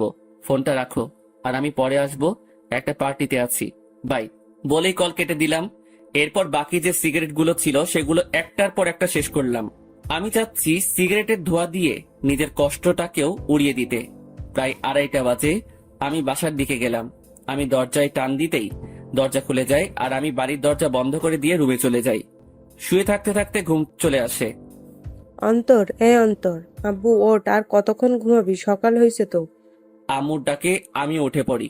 এভাবে কি দেখো তুমি? তোর চোখ লাল হয়ে আছে কেন? ধুর, বোকার মতো কথা বলিও না তো। কাল রাতে আসলাম কয়টায়, আমি ভালো করে ঘুমোতে পারি নাই তো তাই। আমিও উঠে বাথরুমে ফ্রেশ হতে চলে যাই। সেখানে আমি আয়নায় আমার চোখগুলো দেখতে লাগলাম। আসলে আমার চোখগুলো লাল হয়ে আছে, তবে একটু ভয়ঙ্কর লাগতেছে দেখতে। এখন আমার চোখগুলো দেখলে মনে হবে আমি কোনো এক নরপশু হিংস্র হয়ে আছি, আর শিকার পেলে সোজা গিলে ফেলবো। আমি খেয়াল করলাম আমার গায়ের থেকে সিগারেটের গন্ধ আসতেছে, তাই পকেটে যা যা ছিল সব বের করে এক সাইডে রেখে সেই অবস্থায় গোসল করে নিলাম। তারপর রুমে গিয়ে একটা টি শার্ট ও প্যান্ট নিয়ে আবার বাথরুমে চলে গেলাম আর চেঞ্জ করে নিলাম। এরপর আমি আমার রুমে আয়নার সামনে গেলাম। সেখানে গিয়ে নিজেকে দেখতে লাগলাম। একদিনে কি থেকে কি হয়ে গেলাম আমি। আমার চুলগুলো ভেজা অবস্থায় আছে, তাই সেগুলো নেমে আছে, আর চুলগুলো বড় হওয়ার কারণে চোখ বরাবর আসলো। তবে সেই অবস্থায় নিজেকে দেখলাম আর নিজেই প্রায় ভয় পেয়ে গেলাম, কারণ আমার চুল ও চোখের জন্য একটা কি বলবো ভাই, বাদ দেন। আমিও ডাইনিং রুমে চলে গেলাম। দেখলাম আব্বুও উপস্থিত। আমিও টেবিলে বসলাম। কি রে, কাল রাতে কই ছিলি? একটা ফ্রেন্ডের বাসায় বার্থডে পার্টিতে ছিলাম। আমাদের একটু বলে যাইতি, ভালো হইতো। আমাদের কি চিন্তা হয় না তোর জন্য? সাথে সাথে টেবিলের উপর থেকে একটা গ্লাস নিয়ে ফ্লোরে আছাড় মেরে ভেঙে ফেলি। আমাকে পাইছোটা কি তোমরা? আমি কি মেয়ে নাকি যে আমাকে নিয়ে চিন্তা হয়? যদি এতই চিন্তা হয় তাহলে কেন বাইরের দুনিয়া দেখাইছো আমাকে? ঘরে আটকায় রাখলেই হইতো। আমার অবস্থা দেখে আম্মু আব্বু দুজনেই নিস্তব্ধ হয়ে গেল, আর আমিও টেবিল থেকে উঠে সোজা রুমে চলে গেলাম। তখন মনে পড়লো ফোনের কথা। আমিও ফোনটা হাতে নিলাম। দেখলাম তারিনের নাম্বার থেকে অনেকগুলো মিসড কল। আমি ফোনটা খাটের উপরে ছুঁড়ে মারি। ফোন বাজতে লাগলো। দেখলাম আননোন নাম্বার থেকে কল আসছে। আমিও রিসিভ করলাম। হ্যালো, আসসালামু আলাইকুম, কে বলছেন? হ্যালো, কোথায় তুমি? কলেজে আসো নাই কেন? দেখো, দোহাই লাগে, একটিবার দেখা করো আমার সাথে। ওই আমাকে পাইছিস কি তুই? যখন ইচ্ছা কষ্ট দিবি, যখন ইচ্ছা পিরিত দেখাবি, তাই না? আর কোনো দিনও আমাকে কল দিবি না। তোর মতো ভালো মেয়ের সাথে আমার মতো লুচ্চা নষ্টা প্লে বয়ের কথা বলা উচিত না। রাখ ফোন বলে কল কেটে দিলাম, আর মোবাইলটা খাটে ছুড়ে ফেলি। লাগবে না কারো ভালোবাসা আমার, একাই ঠিক আছি আমি। অনেক কষ্ট দিয়ে এখন আলগা পিরিত দেখাইতে আসছে। না, এই সিমটাই ভেঙে ফেলবো আমি। না থাকবে সিম, না হবে কন্ট্রাক্ট। আমি মোবাইলটা হাতে নিয়ে তা খুলে সিম নিয়ে নেই, আর সেটা ভেঙে ফেলি, আর খাটে শুয়ে পড়ি চোখটা বন্ধ করে। হঠাৎই কেউ একজন আমার মাথায় হাত বুলিয়ে দিতে লাগে। আমিও চোখ খুলে দেখি আম্মু মাথায় হাত বুলিয়ে দিচ্ছে। কি রে আব্বু, কি হয়েছে তোর? একটু বলতো আমাকে। কিছু হয় নাই আমার। আচ্ছা, দেখি আমি নাস্তা খাইয়ে দিই। আচ্ছা দাও। তারপর দেখলাম আম্মু নাস্তা নিয়েই আমার রুমে আসে, আর প্লেট নিয়ে আমাকে খাওয়াই দিতে লাগে। আচ্ছা শোন, তোর নানু কল দিছিল, এক কাজ কর, তুই কয়েকদিন সেখান থেকে ঘুরে আয় না। আচ্ছা ঠিক আছে, যাব। ঠিক আছে, আজই চলে যা, তাহলে ভালো হবে। ঠিক আছে। আম্মু আমাকে নাস্তা খাওয়াই দিয়ে চলে যায়, আর আমিও চিন্তা করলাম আমার উপর এমনিও অনেক কিছুই গেছে, তাই একটু রিফ্রেশমেন্টের প্রয়োজন, তাই যাওয়াই উচিত। আমিও আমার ব্যাগ গুছিয়ে নিলাম। দেখলাম সকাল 11টা বাজে। আমি ব্যাগ নিয়ে রুম থেকে বেরিয়ে পড়লাম। আম্মু আব্বুর থেকে বিদায় নিয়ে আমি চলে গেলাম বাস স্টেশনে। আমিও টিকিট কাউন্টারে যেতেই শক খেয়ে গেলাম। কিরে, এখন কোথায় যাস? আমি কি বলবো বুঝতে পারতেছি না, কারণ আমার সামনে তানভীর দাঁড়িয়ে আছে। শালা তুই তুই এখানে কি করতেছিস? শালা আমাকে একা করে কই যাচ্ছিস? আর ফোন বন্ধ কেন তোর? এমনি। এখন তুই এখানে কেন? আর কই যাচ্ছিস তুই? যাইতেছি আর কি, বেস্টুর নানার বাড়ি। মানে? মানে আমি তুই একই জায়গায় যাচ্ছে মামা। এবার কথা বলিস না, টিকিট নে। আমি আর কোনো কথা না বলে টিকিট নিতে গেলাম, কিন্তু প্রশ্ন হলো এই হারামি কি করে জানলো আমি যে এলাকা ছাড়তেছি? জি, 2টা টিকিট দেন তো জায়গার জন্য। নিয়ে নে, পরের বাস দেরি আছে। ঠিক আছে দেন তাহলে। আমি 2টা টিকিট নিয়ে নিলাম, কিন্তু আমরা দুজন দু প্রান্তে বসতে হবে। আমরা বাসে উঠলাম। আমি শুধু একটা ব্যাগ নিয়ে আসলাম, যেটাতে কিছু জামা কাপড় ও আমার কিছু প্রয়োজনীয় জিনিস আছে। আমি আবার সিটে বসলাম। যাক ভালোই, আমাকে জানালার পাশ দেওয়া হয়েছে। এবার প্রকৃতি উপভোগ করতে করতে নানার বাড়ি যাওয়া যাবে। আমি দেখলাম তানভীর, আমি যে শাড়িতে বসলাম সে আমার বাম পাশে শাড়ির আমার সিট বরাবর 3 সিট পর তার সিট। আমি সিটে বসে আছি আর বাস ছাড়ার অপেক্ষা করতেছি। আমি জানালা দিয়ে বাহিরে দেখতে লাগি। এক্সকিউজ মি, এটা আমার সিট, আমি কি এখানে বসতে পারি? আমি কথা শুনে সাথে সাথে তাকালাম। দেখলাম একটা কালো বোরকা পরা একটা মেয়ে এই কথা বলল। কোনটা আপনার সিট? জি, আপনার পাশের সিট আমার। আমি কি এখানে বসতে পারি? পড়ে গেলাম মুসিবতে। আমি কিনা সিট পেলাম, তাও একটা মেয়ের পাশের সিট। হয়তো অনেক ছেলে এই জিনিসটাকে তাদের জন্য সৌভাগ্য মনে করে, কিন্তু আমার জন্য এইসব দুর্ভাগ্য। কারণ আমি অন্য ছেলেগুলোর মতো মেয়ে পাগল না। তবে হ্যাঁ, একজনকে নিয়ে স্বপ্ন দেখেছিলাম, কিন্তু থাক, সে অতীতকে মনে না করাই ভালো। সেটা জাস্ট আমার জন্য একটা দুঃস্বপ্ন ছিল। এই যে মিস্টার, এখন কি বসতে দিবেন? আজব তো, আপনার সিট আপনি বসবেন, এটা নিয়ে তো মাথা খাওয়ার কি আছে? বসেন আপনার সিটে। তারপর মেয়েটা আমার পাশের সিটে বসে পড়ে। তবে আমার একটু আনইজি লাগতেছে। আমি তানভীরকে দেখতে লাগলাম। তানভীরের সাথেও একটা বোরকা পরা মেয়ে বসছে, আর সে তো পিড়িতিরে আলাপ করতে ব্যস্ত। আপু একটা কথা বলি, কিছু মনে করিয়েন না। আপনি যদি আমার বন্ধুর সিটে গিয়ে বসতেন তাহলে একটু ভালো হতো। সরি, পারবো না। আমি আমার সিট ছাড়া অন্য কোথাও বসি না, এটা সম্ভব না। বাপরে বাপ, কি জিনিস রে ভাই!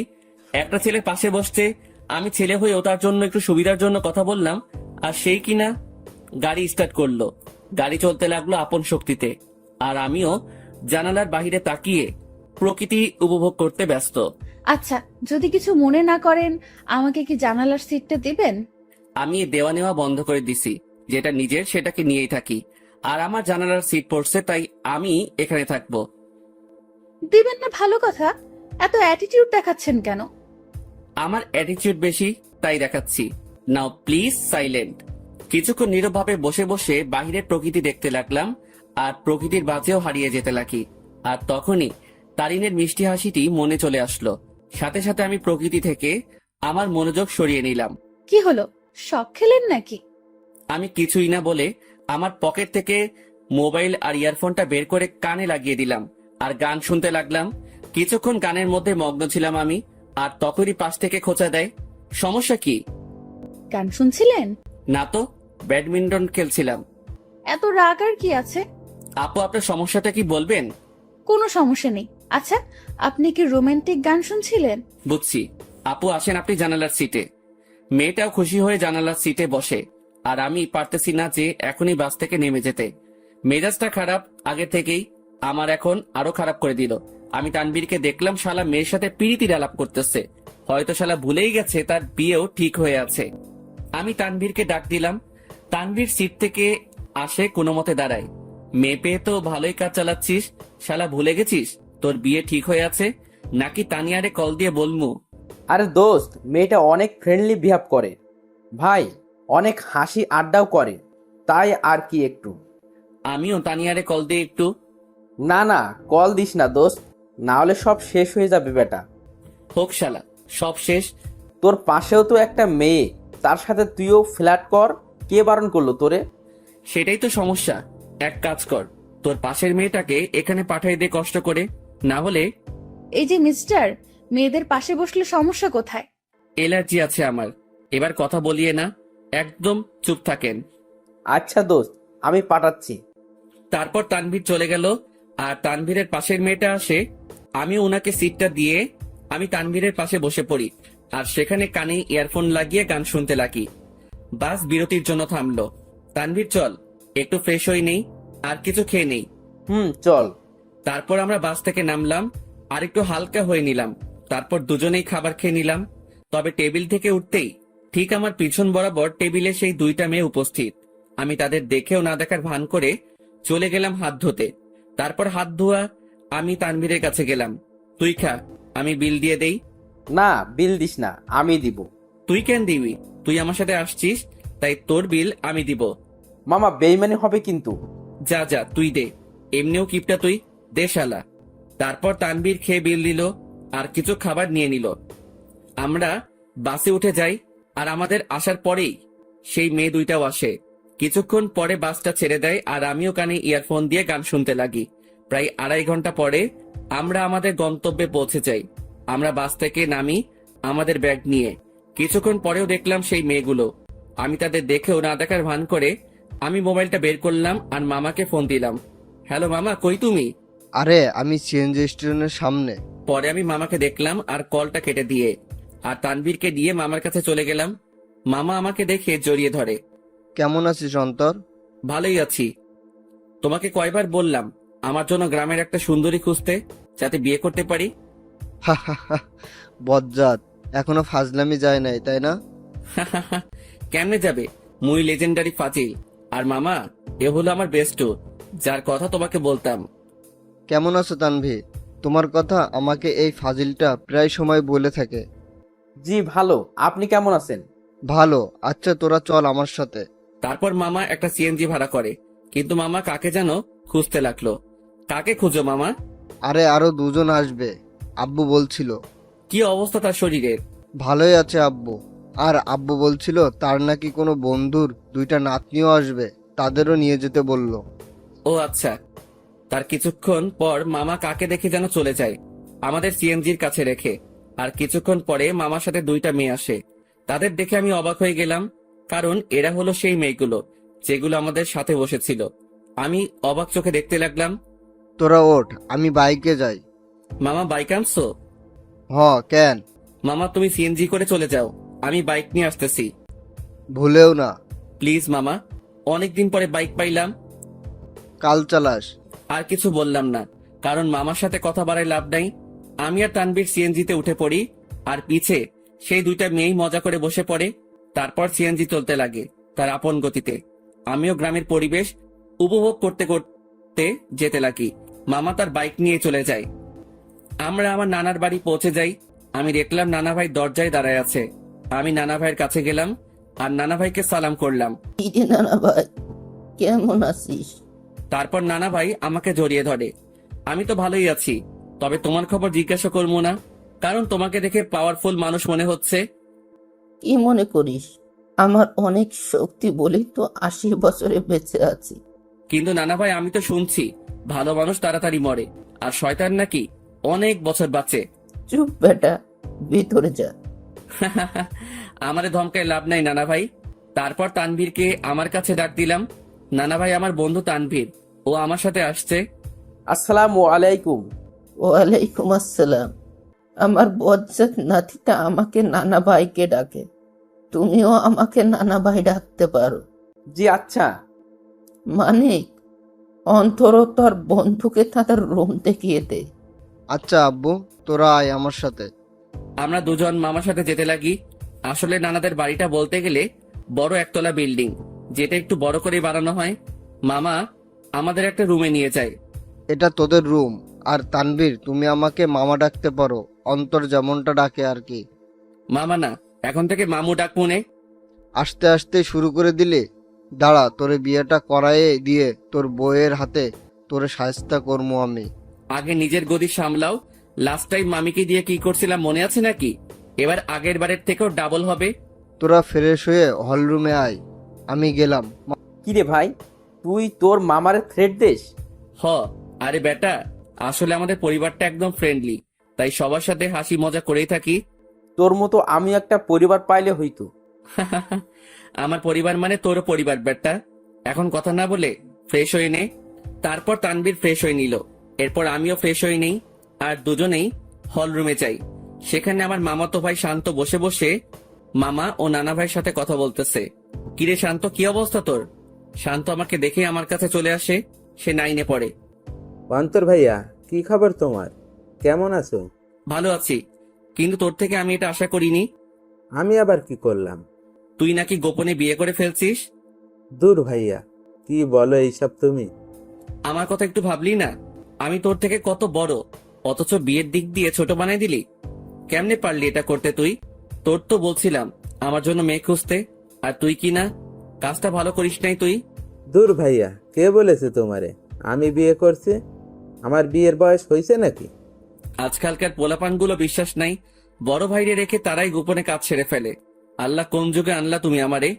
তোদের কথাবার্তা শেষ হলে নাস্তা কর। ও মামি, তোমার জামাই আমাকে বাস স্টেশনে মারছে। নাউজুবিল্লাহ, কিরে বেটা, আমি তোরে কই মারলাম? এই, তুমি অন্তরের গায়ে হাত দিছো? অন্তর আসতে না আসতেই কি মামারে এভাবে মারবি নাকি? তোর জ্বালায় আর বাঁচমু না আমি।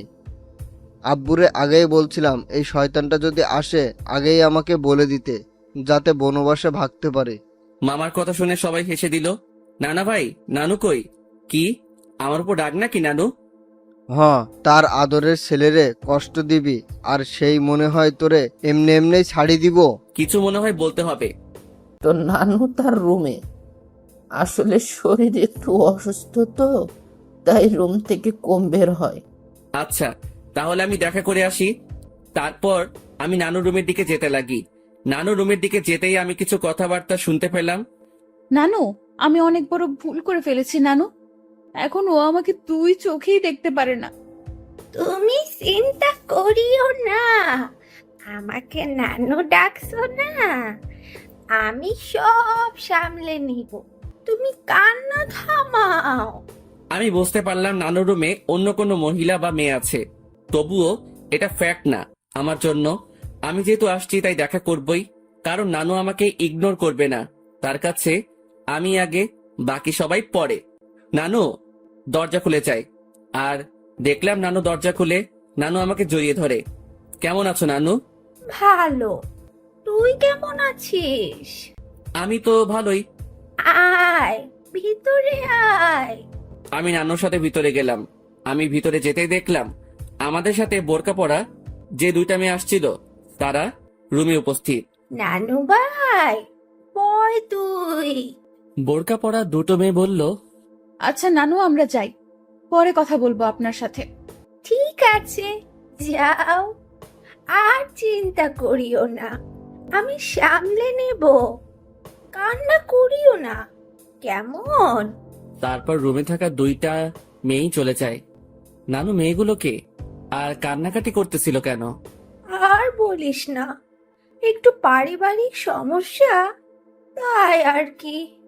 তো নানু ভাই, অবশেষে তোকে দেখলাম আমি। এবার শান্তিতেই মরতে পারবো আমি। নানু, কি উল্টাপাল্টা কথা বলো তুমি? এই সব বলা বাদ দাও তো। আচ্ছা নানু ভাই, বাদ দিলাম। এখন এটা বল, কেমন আছিস? আমি তো ভালোই আছি। তা তো দেখতেই পারতেছি, মনে অনেক কষ্ট নিয়ে সকলের সামনে ভালো আছিস দেখছি। মানে? কিছু না, বাদ দে। আমি নানুর সাথে নানুর রুমেই অনেকক্ষণ যাবত কথা বলি। অন্তর, একটা কথা শোন। জি নানু, বলো। মানুষ মাত্রই ভুল, তাই ভুল করবে, তাই বলে তাকে ক্ষমা করে দেওয়াই ভালো। কথাটা ঠিক বুঝলাম না নানু। আচ্ছা থাক, যা, রাত হইছে, খাবার খেয়ে নে। তুমি খাবা না? খাবো তো, তবে তোর মামি, আমি আর বাসায় আরো দুজন মেহমান আসছে, তাদের সাথে খাবো আর কি। আচ্ছা ঠিক আছে। তারপর আমি নানুর রুম থেকে চলে যাই আর হল রুমে যাই। সেখানে দেখি নানা ভাই, মামা ও তানভীর কথা বলতেছে। ভালোই তো, বহুত ভালো আলাপ চলতেছে মনে হয়। আমাকে দেখেই তারা হতাশ হয়ে যায়। বুঝলাম না কেন। আজব তো, এইভাবে কি দেখো? আমি কি ভূত নাকি? ভূতের চেয়ে কম নাকি তুই? এই মামু, মেজাজ খারাপ কইরো না, না হলে কিন্তু। কি করবি তুই? গ্রামের একটা মাইয়ারে কিডন্যাপ করে বিয়ে করে চলে আসমো। আমার কথা শুনে সকলেই হাসতে লাগে, তবে আমিও উপর দিয়ে হাসতে লাগি, কিন্তু ভিতর দিয়ে থাক বাদ দেই এইসব। আমার জন্য কি অন্যদের হাসি ঠাট্টা বন্ধ করব নাকি? মামি আমাদের খাবারের জন্য ডাক দিল, আর আমরাও চলে গেলাম খাবার খেতে। ভাই, শীতকাল, গায়ে আমার কোট আছে, তারপরেও একটু শীত লাগছে। রাতের খাবার খেয়ে নিলাম আমরা। আমিও চিন্তা করলাম রাতের বেলা একা একা হাঁটার। আমি আস্তে করে বাহিরের দিকে যেতে লাগি। কিরে, চোরের মতো কই যাস? যা শালা, ধরা খেয়ে গেলাম। না মানে একটু বাহিরে যাব মামা। অন্তর, বাইরে প্রচুর ঠান্ডা। অসুবিধা নাই, একটু যাই, চলে আসবো তো। ঠিক আছে যা, তবে দরজা লাগিয়ে দিবি। তুই দরজার কাছে আসলে আমাকে একটা কল দিস, আর তানবীরকে নিবি। না মামা, তানবীর এমনিও জার্নি করে আসছে, ক্লান্ত সে, তাই তাকে না নেওয়াই ভালো। আমি মামার সাথে কথা বলেই বাহিরে চলে আসি, আর পকেট থেকে মাস্কটা বের করে পরে নেই, আর কোটটাও মাথায় দিয়ে দেই। আমি হাঁটতে লাগলাম, আর হাঁটতে হাঁটতে একটা দোকানের কাছে চলে গেলাম। আর সেখানে যেতেই মাথায় আসলো সিগারেটের কথা। মুখে মাস্ক আর হুডি, আর সেই অবস্থায় দোকানে চলে গেলাম। আরেক প্যাকেট ডার্বি নিয়ে নেই, সাথে ম্যাচও। সেটা নিয়েই আমিও চলে যাই এক নির্জন জায়গায়, মানে বলতে গেলে পুকুর পাড়। সেখানে পাড়ে বসার জায়গা আছে, আর আমিও সেখানে বসে পড়ি আর সিগারেট টানতে লাগি। সিগারেটের ধোঁয়ার আমি আমার কষ্টগুলোকে উড়িয়ে দিচ্ছি। একজনকে মনে প্রাণে খুব ভালোবাসছিলাম, যার প্রতিদান জুতার বাড়ি পাইছি। একেবারে ভালো মতেও শিক্ষা হইছে আমার, আর কোনো দিনও ভালোবাসার দিকে যাব না। একাই ঠিক আছি আমি, না কারো টেনশন, না কাউকে হারানোর ভয় আমার। আমি পুকুর পাড়ে বসে বসে 2টা সিগারেট খাইলাম। আসলে পরিবেশটা আমার খুব ভালো লাগতেছে, কারণ চাঁদ রাত, আবার পুকুর পাড়ে, সেখানে পরিবেশটা খুবই দারুণ লাগতেছিল আমার। কিছুক্ষণ সেখানে সময় কাটিয়ে আমি বাড়ি চলে গেলাম। বাড়ির কাছে যেতেই মামাকে কল দিলাম, আর মামাও দরজা খুলে দেয়, আর আমি আমার রুমে চলে যাই। দেখি তানভীর ঘুম। আমিও আমার মোবাইলটা চার্জ দিয়ে ব্যাগে সিগারেট ও ম্যাচ ঢুকিয়ে রাখি, আর গায়ে কম্বল দিয়ে ঘুম। সকালবেলা অন্তর ভাইয়া, এই ভাইয়া, উঠো না কেন? সকাল হয়েছে তো ভাইয়া। আমিও উঠে পড়ি, আর দেখলাম শান্ত আমাকে ডাকতে লাগলো। সকাল হয়েছে ভাইয়া, আম্মু নাস্তা রেডি করতেছে। তুই যা, আমি ফ্রেশ হয়ে আসতেছি। আর তানভীর কই? ভাইয়া তো আব্বু ও দাদুর সাথে কথা বলতেছে। তারপর শান্ত চলে গেল। আমিও উঠে পড়ি। হঠাৎই আমার জানালার দিকে চোখ গেল, আর সেখানে দেখে মনে হচ্ছিল কেউ আমাকে দেখতেছিল। আমিও চলে গেলাম ফ্রেশ হতে। ফ্রেশ হয়ে এসে দেখি মামা, তানভীর, নানা ভাই, মামি, নানু সবাই কথা বলতে ব্যস্ত। আমিও গেলাম। তারপর সকলে মিলে নাস্তা করে নিলাম। অন্তর, আমার বাইক নিয়ে তুই তানবীরকে নিয়ে ঘুরে আয়। ও তো এখানে নতুন, তাই একটু দেখায় আন। আচ্ছা। তারপর মামার থেকে বাইকের চাবি নিলাম, আর বাইক নিয়ে দুজনেই ঘুরে আসলাম। আমরা যে গ্রামে থাকি সেখানে প্রায় সব জায়গায় চাষ করার জন্য মাঠ ও পুকুর, কিন্তু দুঃখের কথা, আমি সাঁতার পারি না। কারণ আমি জীবনের 100 ভাগের 80 ভাগই শহরেই কাটাইছি। বাকি 20 ভাগের মধ্যে 7 ভাগ বলতে পারেন ট্যুরে গিয়ে, আর বাকি অংশ শহরেই। তবুও গ্রামটা ভালো করে চিনি। যতদিন গ্রামে ছিলাম ততদিন মামার সাথে গিয়ে গ্রামে ঘুরতাম। সকালবেলা আমি আর তানভীর অনেকক্ষণ ঘোরাঘুরি করলাম, আর দুপুরের দিকে আসলাম। বাইকটা রেখে বাড়িতে ঢুকলাম, আর দেখলাম নানা ভাই, নানু, মামা, মামি ও সেই 2টা মেয়েও আছে, আর তারা কথা বলতেছে। কিন্তু আজব ব্যাপার হলো, এরা বাড়িতেও হিজাব করে রাখছে। ঘোরা শেষ? মোটামুটি। আমি রুমে চলে যাই, কিন্তু বারবার সেই মেয়েগুলোর প্রতি কেন যে আকর্ষণ লাগতেছে কে জানে। তবে ইচ্ছা তো করতেছে হুজুরনিগুলোর চেহারা দেখতে, কিন্তু ডাইরেক্ট বলা তো মুসিবত, থাক পরে সেটা ব্যবস্থা হবে আর কি। আমি রুমে গিয়ে ব্যাগ থেকে কিছু কাপড় বাহির করলাম, আর চিন্তা করলাম গোসল করব। কিন্তু মনে পড়লো এখানে তো পানির হিটার নাই যে ডাইরেক্ট বাথরুমে যাবো, সুইচটা ক্লিক করবো আর গরম পানি পামো। পড়লাম আরেক মুসিবতে। কেমনটা লাগে, ধুর, মামিকে বলবো গরম পানি করে দিতে। আমি যখনই রুম থেকে বের হব তার আগেই মামি উপস্থিত। উইথ গরম পানি। এই না হলে আমার মামি, আমার কখন কি লাগে তা তুমিও আম্মুর মতোই জেনে যাও। আমিও তো তোর আরাক আম্মু, এখন যা গোসল করতে, আমি পানি দিয়ে গেলাম। থ্যাংক ইউ মামি, আই লাভ ইউ বলতাম, কিন্তু মামা শুনলে হার্ট অ্যাটাক করবো। যা ফাজিল। মামি চলে গেল আর আমিও মনের সুখে লুঙ্গি আর তোয়ালে নিয়ে চলে গেলাম গোসল করতে।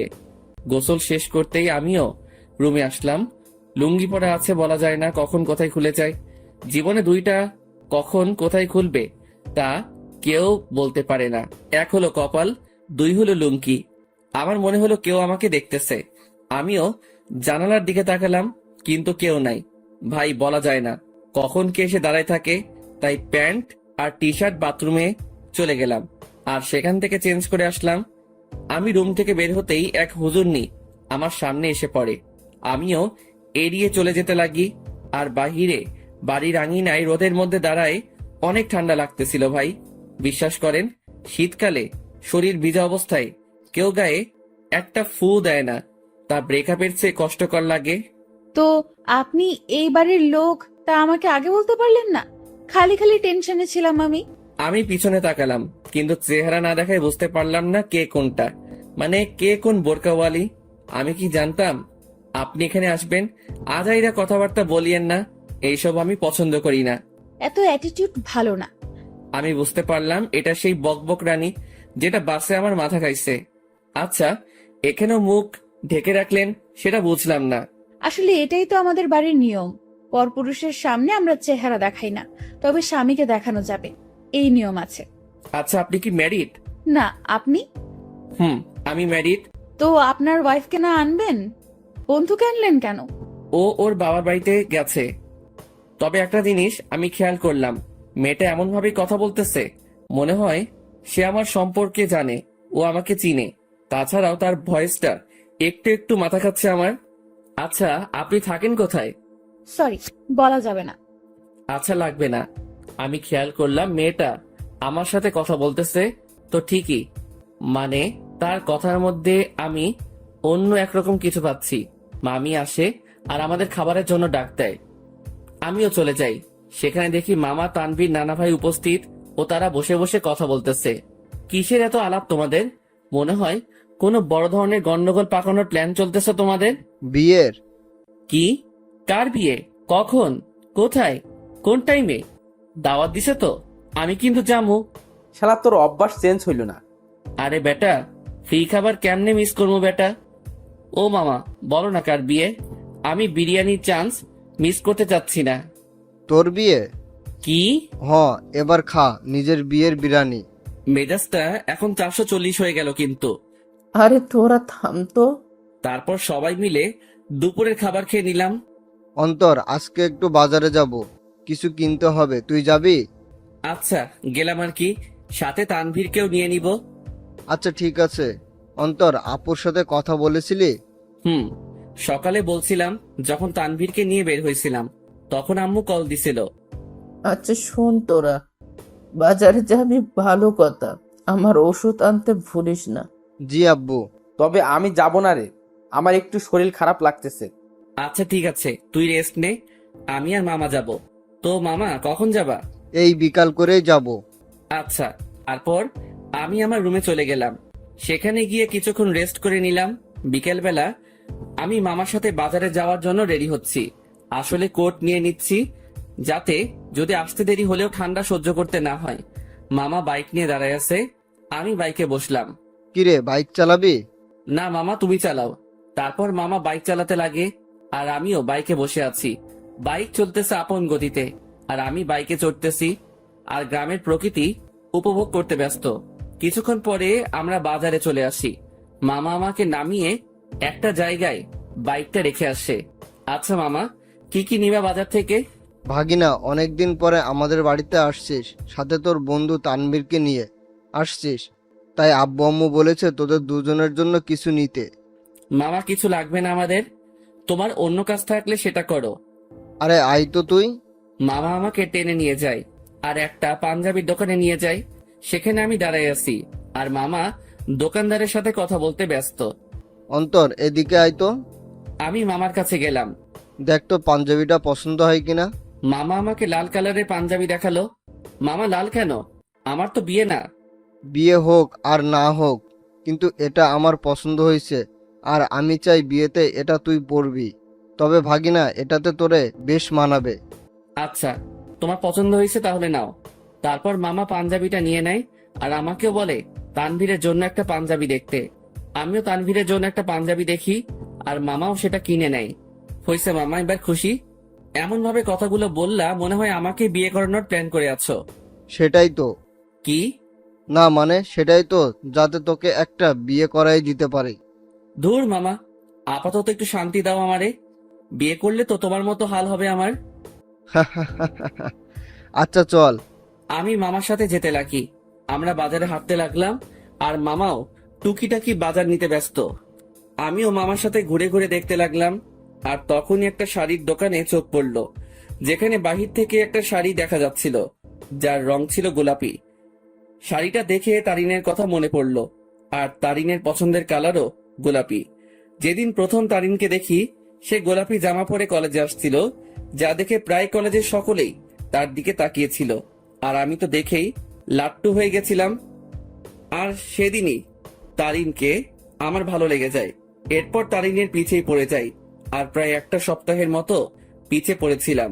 এরপর একদিন তানভীর শালা সাহস জাগিয়ে দেয় আর প্রপোজ করি, আর সেও সাথে সাথে অ্যাকসেপ্ট করে নেয় আর বলে নাকি সেও নাকি আমাকে পছন্দ করত, কিন্তু আমার রাগের জন্য আমার সামনেও আসতেও ভয় পেত।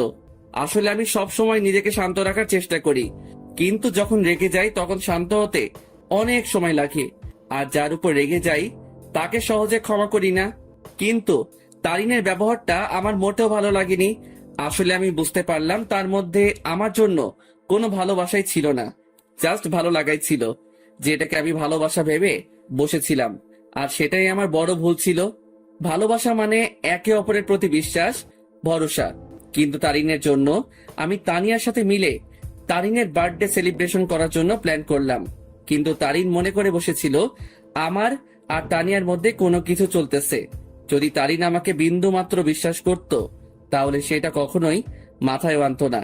কিন্তু তারিনের মনে ভালোবাসা ছিল না, তাই সে আমাকে তানিয়ার সাথে মিশতে দেখে সন্দেহ করতে লাগলো।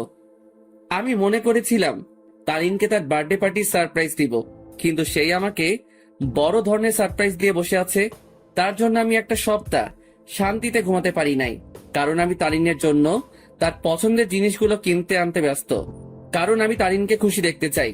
তার জন্য এত কিছুই করে শেষমেশ জুতার বাড়ি ও মিথ্যা অপবাদ পেলাম। সে না জেনেই আমাকে এভাবে আঘাত করলো। যদি তার মনে আমার জন্য বিন্দুমাত্র ভালোবাসা থাকতো, তাহলে সে আমাকে সন্দেহ না করে আমার প্রতি বিশ্বাস রাখতো। কিন্তু সে থাক, যা হয়েছে ভালোই হয়েছে। আমিও উচিত শিক্ষা পেলাম আর বুঝতে পারলাম তারিন আমাকে কেমন ভালোবাসছিল। কিরে, কি ভাবছিস? কই কিছুই না। আচ্ছা, নানা ভাইয়ের ওষুধ নিছো? নিব, কিন্তু তোর চোখে পানি কেন? আরে চোখে বালি ঢুকছে, সেটার জন্য। আমার সাথে আয়। আমি মামার সাথে গেলাম আর মামা একটা কলের কাছে নিয়ে যায় আর আমিও মুখ ধুয়ে নেই। আসলে তারিনের কথা মনে করতে করতে ওই দিনের ঘটনাটাও মনে পড়ে গেল আমার, তাই চোখেও পানি চলে আসে।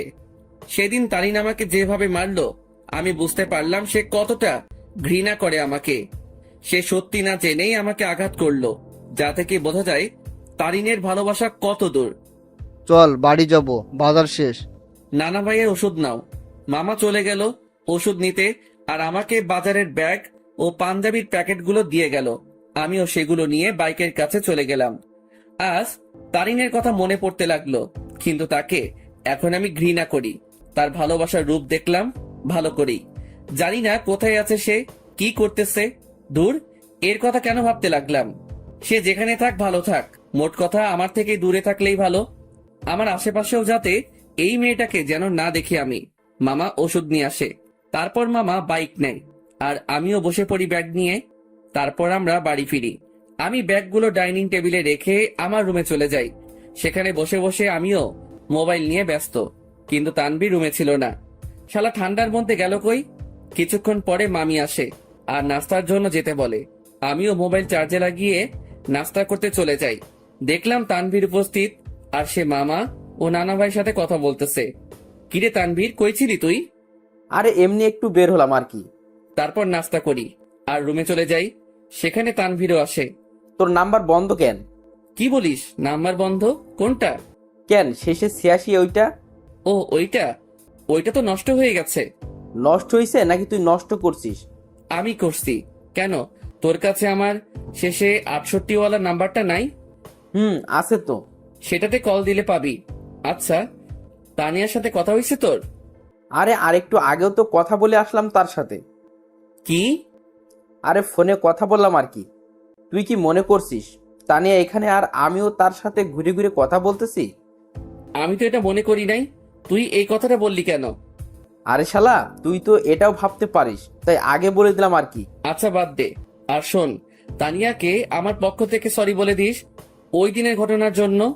আরে বেটা বলতে হবে না, আমি সামলে নিছি ব্যাপারটা।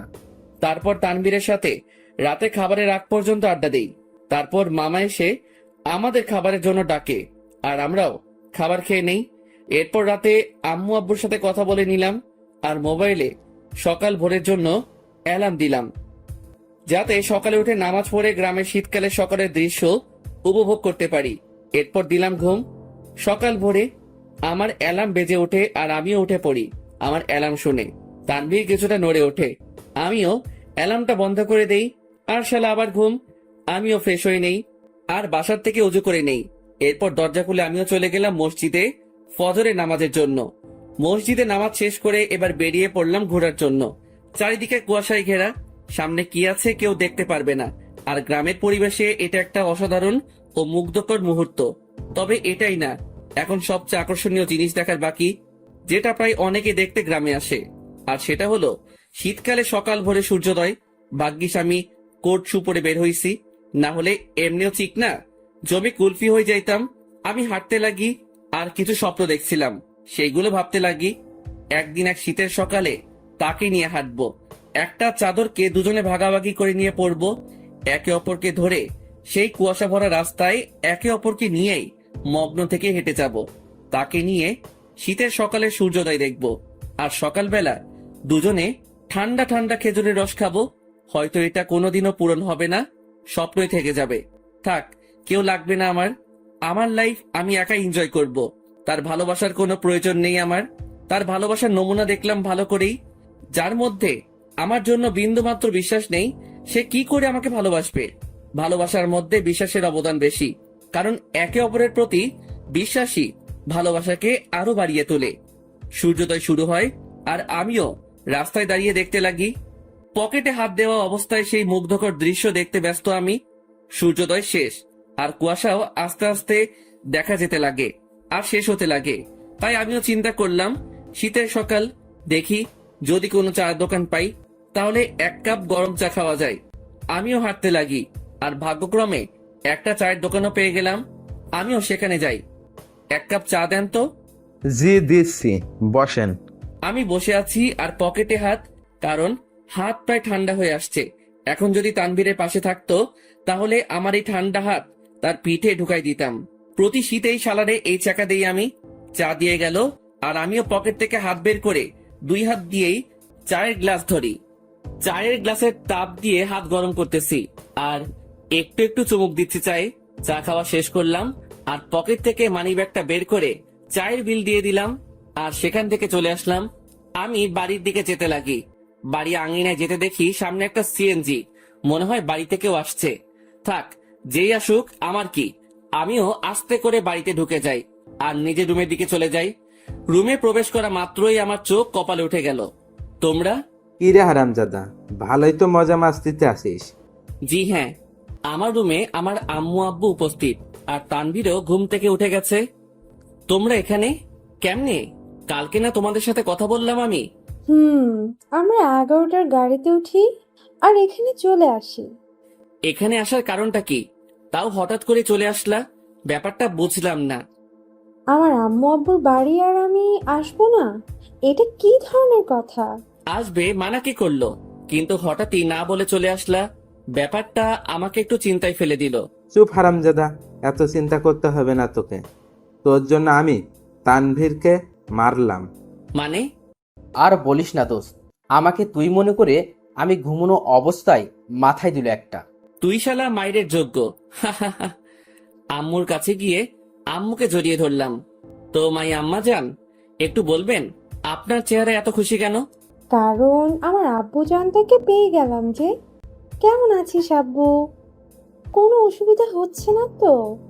আর বলিও না আম্মু, রাতের বেলা মশারা আমার কিস নিতে নিতে আমার ইজ্জত আস্ত রাখে নাই। এখন বউকে কি বলবো সেটাই সমস্যা। আমার কথা শুনে আম্মু আব্বু হেসে দেয়, কিন্তু তানভীরের মুখে অন্য কিছুই দেখতে পাচ্ছি।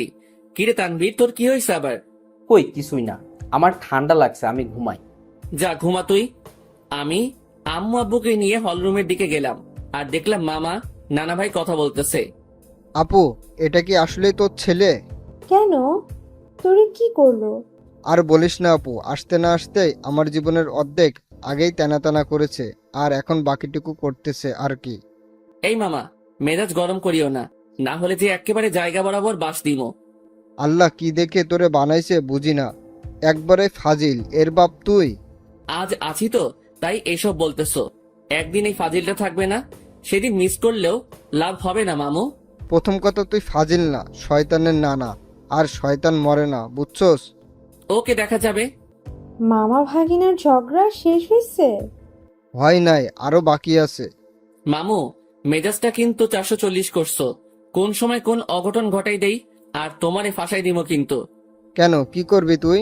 বেশি কিছু না, গ্রামে কোনো এক আন্টিকে টাকা দিয়ে ভাড়া করে আনবো। কেন, গ্রামের মহিলা এনে কি করবি? বেশি কিছু না, তারে বলবো তোমার জিএফ হিসেবে নিজেকে পরিচয় দিতে, বাকিটা মামি সামলাবে আর কি। কথাটা শুনে আব্বু আম্মু নানা ভাই হেসে দিল, আর মামার মুখের রিয়াকশন দেখে আমার হাসি আসতেছে। মামা ফুল শক খেয়ে গেল। ওরে খোদারে, আমার জীবন শেষ করার জন্যই জন্মাইছে হারামজাদা বজ্জাত, কি জিনিস রে তুই? এই আপু, এটা কি আসলে তোর ছেলে?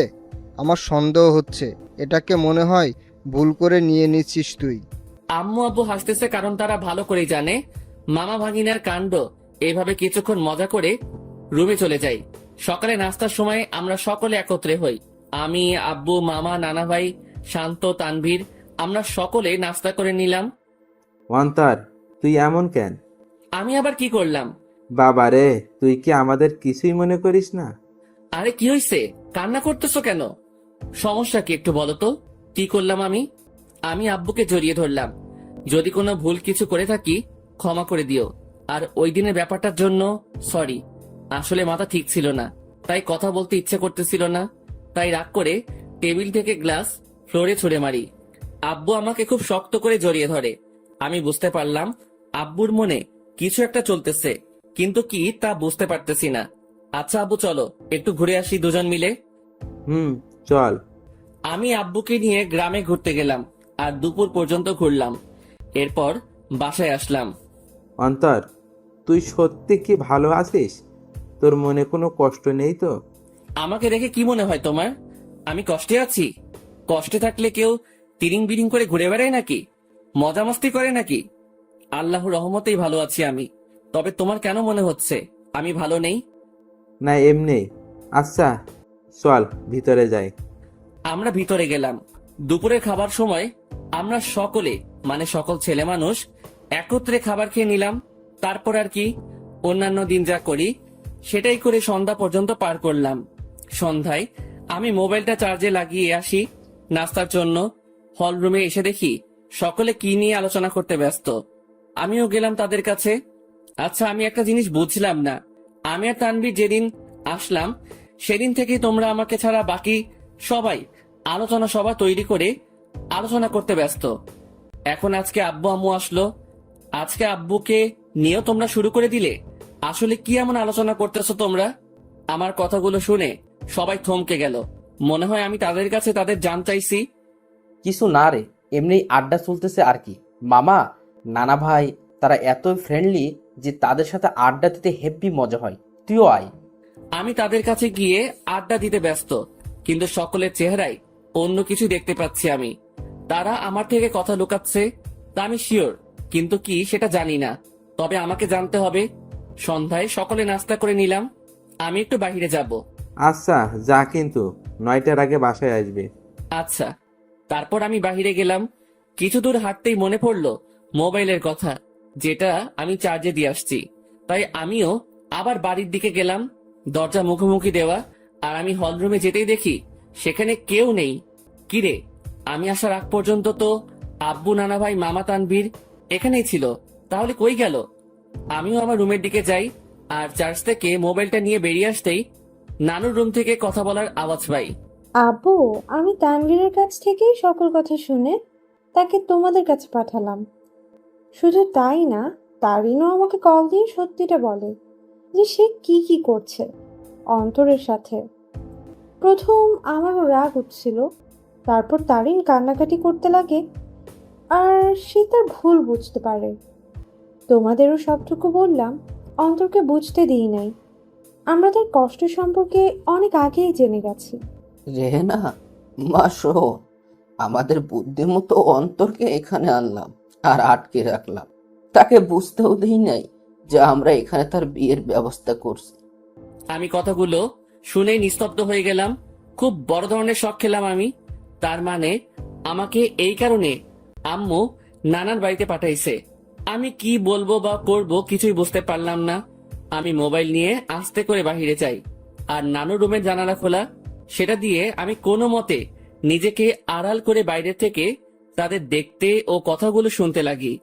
এখানে আম্মু তারিনের কথা বলল, কিন্তু এখানে তারিন কোথা থেকে আসবে? আর তখনই দুইটা মেয়েকে দেখলাম। মেয়েগুলো আর কেউ না, সেই মেয়ে যেগুলো আমাদের সাথে আমাদের বাড়িতে আসছে।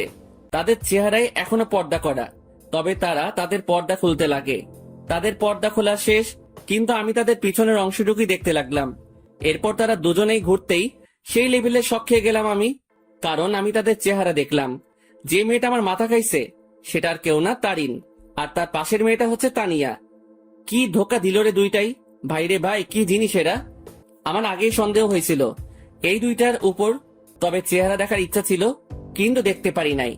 আন্টি দেখুন, আপনার কথা মতো আমিও এই দুজনকেই নিয়ে আসি আমাদের সাথে, আর অন্তরকে বুঝতেও দিই নাই এই দুই বোরকাওয়ালি আর কেউ না, তানিয়া ও তারিন। কিন্তু আন্টি, আপনি হয়তো এই মেয়েটাকে মাফ করতে পারেন, কিন্তু আমি কোনোদিনও মাফ করব না। এই মেয়েটা আমার বন্ধুটার মনে গুরুতরভাবে আঘাত করেছে, আর আমি চাই না এই মেয়েটা অন্তরের জীবনে আর আসুক। কিন্তু আপনার কথা রাখার জন্য আমি একে আমাদের সাথে নিয়ে আসি। শালা তানভীরও আমার সাথে 2 নাম্বারই করলো। সে আমাকে গোপনে হলেও তো আমাকে বলতে পারতো, কিন্তু শালাও বেইমানি করলো। তানভীর প্লিজ, আল্লাহর দোহাই লাগে, আমাকে মাফ করে দাও। আমি সত্যিই অজান্তে এমনটা করছি। আমি অন্তরকে হারাইতে চাই না। প্লিজ আমার অন্তরকে ফিরিয়ে দাও। কথা দিচ্ছি আর এমন হবে না, কোনোদিনও না। এই, তুমি এভাবে কথা বলতেছো কেন? তারিন তো তার ভুল বুঝতে পারছে, তাহলে কেন ওকে কথা শোনাচ্ছ তুমি? তুমি কি ভুলে গেছো এই মেয়েটা কি অপবাদ দিয়েছিল তোমাকে ও অন্তরকে? আর ভুলে গেলেও কিভাবে অন্তরকে জুতার বাড়ি দিচ্ছে? এই মেয়ে ক্ষমার যোগ্য না। তানভীর বাবা শোন, আমি জানি আমার ছেলেটার সাথে কি করলো তারিন, কিন্তু সে তো তার ভুল বুঝতে পারলো। আর আমি আমার ছেলেকে চিনি ভালো করে, সে নিশ্চয়ই তারিনকে ক্ষমা করে দিবে।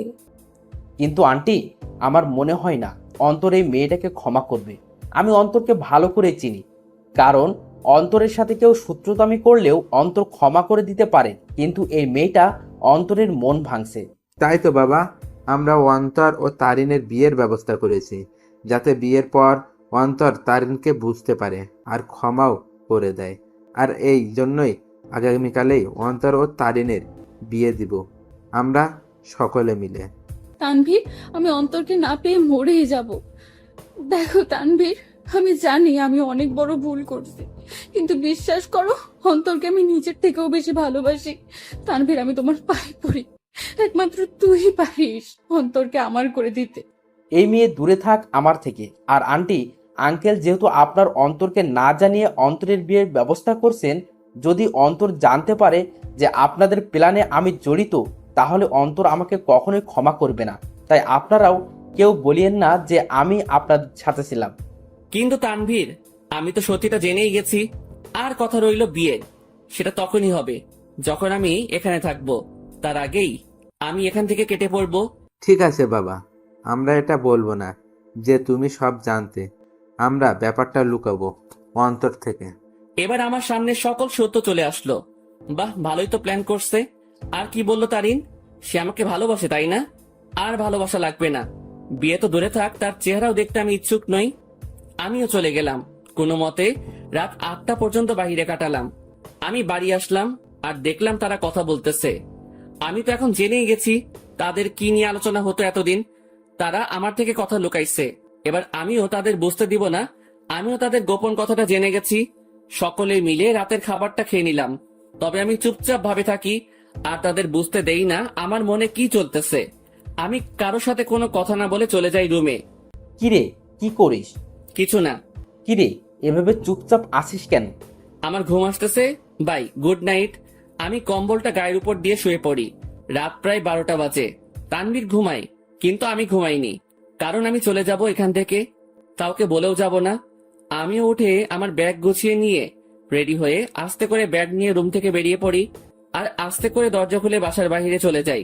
আমাদের বাড়ি থেকে বাস স্টেশন প্রায় হেঁটে গেলে 15 মিনিটের রাস্তা। আর আমিও ব্যাগ নিয়ে হাঁটতে লাগি। বাস স্টেশন প্রায় হেঁটে গেলে 15 মিনিটের রাস্তা আর আমিও ব্যাগ নিয়ে হাঁটতে লাগি। আমি কোনো মতে বাস স্টেশনে পৌঁছে যাই। সেখানে গিয়ে মামা তানভীরকে SMS করে দেই যে আমি চলে যাচ্ছি, আমার জন্য চিন্তা না করতে। ব্যাস, মেসেজ দিয়ে মোবাইলটা অফ করে দেই আর বাস স্টেশনে বসে আছি। আজ আমি আমার আপন মানুষগুলো থেকে দূরে চলে যাব। তবে জানি না কোথায় যাব আমি। তবে আপাতত আমি আমার এলাকার দিকেই যাব। এরপর না হয় অন্য কোনো কিছু ভাববো আমি। ভাগ্যক্রমে একটা বাস আসে আর আমি উঠে পড়ি। আমি বাসের মধ্যে ড্রাইভারের পিছনের সিটে বসি। সেখানে টিকিট বাকি ছিল, তাই আমিও নিয়ে নেই। মোট কথা তাদের থেকে দূরে চলে যেতে চাই আমি। আর তারিন, যে কিনা আমাকে অনেক কষ্ট দিল, সে আমার আম্মু আব্বুকে ভালোই পটাতে পারলেও সে কোনো দিনও আমাকে পাবে না। কারণ সে আমার মনে গুরুতরভাবে আঘাত করলো, যা সহজেই মিটবে না। আমি অনেক কষ্ট ভোগ করছি, আর এত সহজে তারিন আমাকে পেয়ে যাবে তা কোনো দিনও না। এবার সেও বুঝুক, যখন ভালোবাসার মানুষ দূরে থাকে ও ঘৃণা করে তখন কেমন লাগে। আমি অনেক কষ্ট অনুভব করলাম, এবার তার পালা কষ্ট অনুভব করার। আমি কোনো দিনও তারিনকে বোরকা পরা অবস্থায় দেখি নাই। আর আমাদের সাথে যখন বাসে ওঠে তখন সে বোরকাটা পরে, মানে শুধু চোখগুলো দেখা যাবে, বাকি শরীরের অংশ দেখা যাবে না। ওই বোরকাটা পরে। আর এই বোরকাটা পরায় আমি তারিনকে চিনতে পারি নাই। তবে শুধু তারিন না, তানিয়াও তারিনের মতোই বোরকা পরে, তবে বোরকার রংটা ভিন্ন। তারিন পরছিল কালো আর তানিয়া পরছিল একটু নেভি ব্লু বোরকা। মেয়েটা ভালোই বুদ্ধি খাটাইছে, মানতেই হবে। সে আমার সামনে না এসে আম্মু আব্বুকে ভালোভাবেই পটাইছে ও তাদেরকে ভালোভাবেই আয়ত্ত করলো, কিন্তু কোনো লাভ হয়নি। কি করে ভাবলো এত সহজে আমাকে পেয়ে যাবে? আমাকে যতটুকু কষ্ট দিল তাকেও সেটা অনুভব করতে হবে। এরপর না হয় দেখা যাবে। প্রায় 2 ঘন্টা বাস চলতেছে, কিন্তু চোখে কোনো ঘুম নেই আমার। থাকবেই বা কি করে? যে দেখলাম ও শুনলাম আমি যদি আজ সেখান থেকে না চলে আসতাম তাহলে তারা আমাকে জোর করে হলেও তারিনের সাথে বিয়ে দিত। কিন্তু আমি কোনো দিনও এই মেয়েকে এত সহজে মেনে নিব না। একবার এই মেয়েটা আমাকে সন্দেহ করে ও অবিশ্বাস করে, আমাকে অনেক অপমান করলো আর জুতার বাড়িও দিল। আর আজ যদি মেয়েটাকে আমি বিয়ে করি তাহলে আমার অপমানের কি হবে? আমার মনে যে আঘাত করলো তার কি হবে? আর তাছাড়াও এরপর সে যদি অন্য কোনো কাহিনী করে বসে বা আমার পরিবার থেকে আমাকে আলাদা করতে চায়, তাহলে না, এই মেয়ে ভালোবাসার যোগ্য নয়। ওর মনে কোনো ভালোবাসা নেই, আছে শুধু ভালো লাগা। আর ভালোবাসার কি বা বুঝে এই মেয়ে? হ্যাঁ, ভালোবাসার কোনো কিছু জানে সে? ভালোবাসা কি সেটা জানে নাকি? যদি সে সত্যিকারই আমাকে ভালোবাসতো তাহলে আমার উপর ভরসা রাখতো, কিন্তু সে। বাসের ব্রেক কাজ করতেছে না। কথাটা শুনে সেখানে থাকা যাত্রীরা ও আমি শক খেয়ে গেলাম। কি বলতেছেন আপনি এসব? বাসের ব্রেক কাজ করতেছে না, হঠাৎ করেই ব্রেক কাজ করা বন্ধ করে দিয়েছে। ড্রাইভারের কথা শুনে যাত্রীরা আতঙ্কে ও ছোটাছুটি চিৎকার চেঁচামেচি শুরু করে দেয়। আরে আপনারা শান্ত হন সবাই, প্লিজ এভাবে উত্তেজিত হবেন না। আর তখনই সামনে থেকে একটা ট্রাক আসে আর বাসের সাথে ট্রাকের ধাক্কা লাগে। এক মুহূর্তেই সকল কিছু পরিবর্তন হয়ে গেল। আমার চোখ ঝাপসা হয়ে আসছে, তবুও চোখে একবার আশেপাশে দেখে নেই। মৃত্যু আমার চলে আসছে, আর আমার জীবনের সমাপ্তি হয়তো এইভাবেই হওয়ার ছিল। আর কিছুক্ষণের মধ্যে অন্তর সেখানে মারা যায়। বাসে প্রায় 40 জনের মতো ছিল, যার মধ্যে অনেকেই গুরুতর আহত হয়। আর সামনে থাকা ড্রাইভারও শেষ। বাসটি সামনে স্টেশন থেকে যাত্রী নেওয়ার কথা ছিল, হয়তো আর যাত্রী নেওয়া হলো না। কিছুক্ষণ পরেই সেখানে উদ্ধারকর্মী ও অ্যাম্বুলেন্স আসে ও তাদের কাজ করতে ব্যস্ত। সকালবেলা তানভীরের মোবাইল বেজে ওঠে। হ্যালো। অপর পাশ থেকে কথা শুনেই তানভীরের মোবাইল হাত থেকে পড়ে যায়। তানভীর পাগলের মতো ব্যবহার করতে শুরু করে। আর তানভীর অন্তরের মামাকে নিয়ে সেও সকাল সকাল বেরিয়ে পড়ে। তানভীর ও অন্তরের মামা জায়গা মতো চলে যায়। তাকে একজন পুলিশ ফোন দেয় আর ঠিকানাটাও দেয় আর বলে সেখানে চলে আসতে, আর তানভীরও সেখানে চলে যায়। তানভীর, কি হয়েছে? তুই এখানে আনলি কেন? তানভীর চুপ হয়ে আছে। জি, আপনার নাম কি তানবীর? জি। আসুন আমার সাথে। আসলে ডেড বডির পকেট থেকে আমরা একটা মোবাইল পাই, আর সেটা অন করেই সেখানে আপনার নাম্বার দেখতে পাই, যেখানে লেখা ছিল তানবীর বেস্ট। তাই আপনাকে কল দিলাম। কার ডেড বডির কথা হচ্ছে অফিসার? আসুন আমার সাথে। পুলিশ তানভীর ও অন্তরের মামাকে একটা রুমে নিয়ে যায়, যেটাতে ডেড বডি শোয়ানো। সেখানে সাদা চাদর মোড়ানো একটি লাশের কাছে নিয়ে যায়। তানভীর, কি হয়েছে রে? কার কি হয়েছে? কিন্তু তানভীর নিস্তব্ধ। পুলিশ অফিসার সাথে সাথে সেই লাশের মুখ থেকে সাদা চাদরটা সরায়।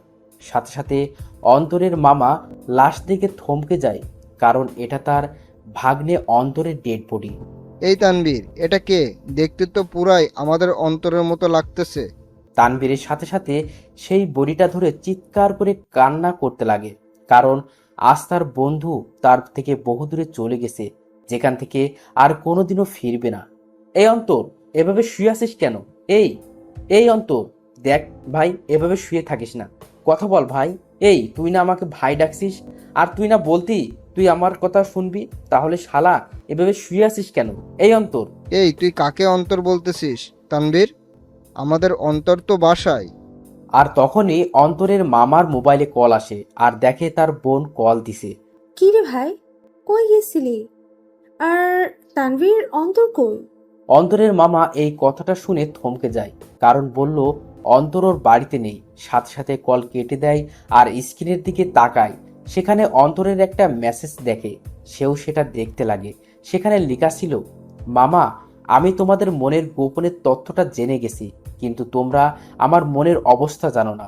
আপাতত আমি এই সব থেকে নিজেকে বিরত রাখতে চাই, কিন্তু বাড়িতে থাকলে আমি শিওর তোমার আমাকে বিয়ে দিয়েই ছাড়বা, তাই বাধ্য হয়ে আমাকে চলে যাইতেই হইতেছে। ভালো থাকিও আব্বু আম্মু, নানা ভাই, নানু, তানভীর, শান্তা, মামি, আর তোমাদের বাসার সেই গেস্টগুলোর খেয়াল রাখিও, আর সাথে নিজেরও খেয়াল রাখিও, আর আমার জন্য দোয়া করিও। খোদা হাফেজ। তোমার জীবন তেনা তেনা কারি। অন্তর মেসেজটা দেখার সাথে সাথে সেও অন্তরের দেহটাকে ধরে কান্না করে দেয়। আপনারা একটা অ্যাম্বুলেন্স ভাড়া করে বাড়ি নিয়ে যেতে পারেন। অন্তরের মামা একটা অ্যাম্বুলেন্স ভাড়া করে নেয় আর সেখানে অন্তরের দেহটাকে নিয়ে রওনা হয় তাদের বাড়ির দিকে। তাদের বাড়িতে পৌঁছালো। অন্তরের মামাকে দেখে অন্তরের আম্মু সেখানে তার ভাইয়ের কাছে যায়।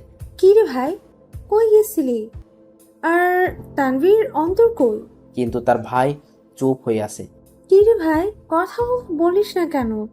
আর আজকে তারিনের পরিবার আসতেছে, তাদের থাকার ব্যবস্থা কর। কি রে, কথা বলিস না কেন তুই? তখনই খেয়াল করে একটা অ্যাম্বুলেন্স তাদের বাড়ির দিকে আসতেছে। কি রে ভাই, বাড়িতে অ্যাম্বুলেন্স? কার কি হয়েছে আবার? কিন্তু তার ভাই নিস্তব্ধ হয়ে আছে, মুখে কোনো কথা নেই। বলতে গেলে জিন্দা লাশ যে জীবিত আছে, কিন্তু কথাবার্তা নেই। সাথে সাথে অন্তরের মামা তার বোনকে জড়িয়ে ধরে কান্না করে দেয়। কি রে মিলন, এইভাবে কান্না করতেছিস কেন? কি হয়েছে রে ভাই? আর তখনই তিনি দেখে সেই অ্যাম্বুলেন্স তাদের আঙিনায় এসে থামে। অ্যাম্বুলেন্স থেকে তানভীর বের হয়। তাকে দেখে সেখানে থাকা অন্তরের আব্বু আম্মু থমকে যায়। এই তানভীর, তুই অ্যাম্বুলেন্স থেকে নামলি যে? আর অন্তর কই রে? সে কি তোমাদের সাথে গেছে নাকি? নাকি তোরা সব বলে দিছিস তাকে? সাথে সাথে তানভীর তাকে জড়িয়ে ধরে কান্না করতে লাগে। কিরে তানভীর, কান্না করতেছিস কেন? আর অন্তর কই? তানভীর, কি রে বাবা, তুই আর মিলন মিলে এভাবে কান্না করতেছিস কেন? সেখানে থাকা একটা লোক মুখের থেকে চাদরটা সরায়। লাশের চেহারা দেখেই আঙিনায় উপস্থিত অন্তরের আম্মু, আব্বু, নানা ভাই, মামি সকলেই বড় ধরনের ঝটকা খেয়ে গেল। সাথে সাথে অন্তরের আব্বু, আম্মু, নানা ভাই সেই লাশের কাছে গেল, আর তারা দেখলো তাদেরই অন্তরের সেই সাদা চাদর গায়ে মরিয়ে চোখ বন্ধ করে আছে। এই এই এই আব্বু, কি রে তুই এভাবে শুয়ে আছিস কেন? এই কি রে, কি হয়েছে তোর? কথা বলিস না কেন? অন্তর, বাবা, কি রে এভাবে এখানে শুয়ে আছিস কেন? কি হয়েছে তোর? কথা বলিস না কেন? এই তানভীর, আমাদের অন্তর কথা বলে না কেন? ওর কি হয়েছে? নাকি তোরা সব সত্যি বলে দিছিস বলে রাগ করে আছে আমাদের উপর? কি রে তানভীর, মিলন, কথা বলিস না কেন? অন্তর এইভাবে শুয়ে আছে কেন? কিন্তু তানভীর আর তাদের মিলন মামা কান্না করেই যাচ্ছে। কাল রাতে বাস অ্যাক্সিডেন্টে উনি মারা যান। কি যাতা বলতেছেন এগুলো? আমার ছেলে বাড়ি ছিল, ও কি করে নাকি ফাইজলামি করতেছে এই বেয়াদবটা। এই, আমার রাগ উঠে গেছে কিন্তু। এইসব নিয়ে কি ফাইজলামি করিস অন্তর? এইসব কোনো মজা করার ব্যাপার? এই উঠ বলতেছি, না হলে কিন্তু একটা মারও মাটিতে পড়বে না। তারা অন্তরকে অনেকবার জাগানোর চেষ্টা করলো, কিন্তু অন্তর তো আর জাগবে না। সে চির নিদ্রায় চলে গেল, যেখান থেকে আর ফিরবে না কোনোদিনও। এই আব্বু, কথা বলিস না কেন তুই? একটিবার কথা বল বাবা। কি রে আব্বু, কথা বল না। সাথে সাথে অন্তরের বাবা মা দুজনই অন্তরের দেহটাকে জড়িয়ে ধরে কান্না করে দিল। তারিন আর তানিয়া বাড়ি থেকে বের হয়ে দেখে বাড়ির আঙিনায় অনেক মানুষ। কিরে, এখানে এত মানুষ? বিয়ে তো ঘরোয়া পরিবেশে হবে বললো, তাহলে এত মানুষ আর কান্নাকাটির আওয়াজ পাচ্ছি কেন? চল তো দেখি কি হয়েছে। তারপর তানিয়া ও তারিন সেখানে গেল। কিরে, আন্টি এভাবে কান্না করতেছে কেন? কি হয়েছে? আঙ্কেলও কান্না করতেছে। কি হয়েছে রে? তারিন অন্তরের আম্মুর কাছে যায়। সেখানে গিয়ে যখনই অন্তরের আম্মুর কাঁধে হাত দিবে, তখন সে সেখানেই নিস্তব্ধ হয়ে যায়। তার মুখ দিয়ে আর কোনো কথা বেরোচ্ছে না। সেও সাথে সাথে সেখানে বসে পড়ে। আন্টি, অন্তর এভাবে শুয়ে আছে কেন? কি হয়েছে ওর? কিন্তু তারা সকলেই কান্না করেই যাচ্ছে। কি হলো আন্টি? অন্তর এভাবে শুয়ে আছে কেন? হাই অন্তর, তুমি এভাবে শুয়ে আছো কেন? কি হয়েছে তোমার? এইভাবে সাদা চাদর গায়ে কেন তোমার? হাই অন্তর, কথা বলো না কেন? আঙ্কেল, আন্টি, অন্তর এভাবে শুয়ে আছে কেন? কি হয়েছে? কথা বলতেছেন না কেন আপনারা? কিন্তু কারো কোনো মুখে কথা নেই, শুধু কান্না আর কান্না। হাই কলিজা, এইভাবে শুয়ে আছো কেন?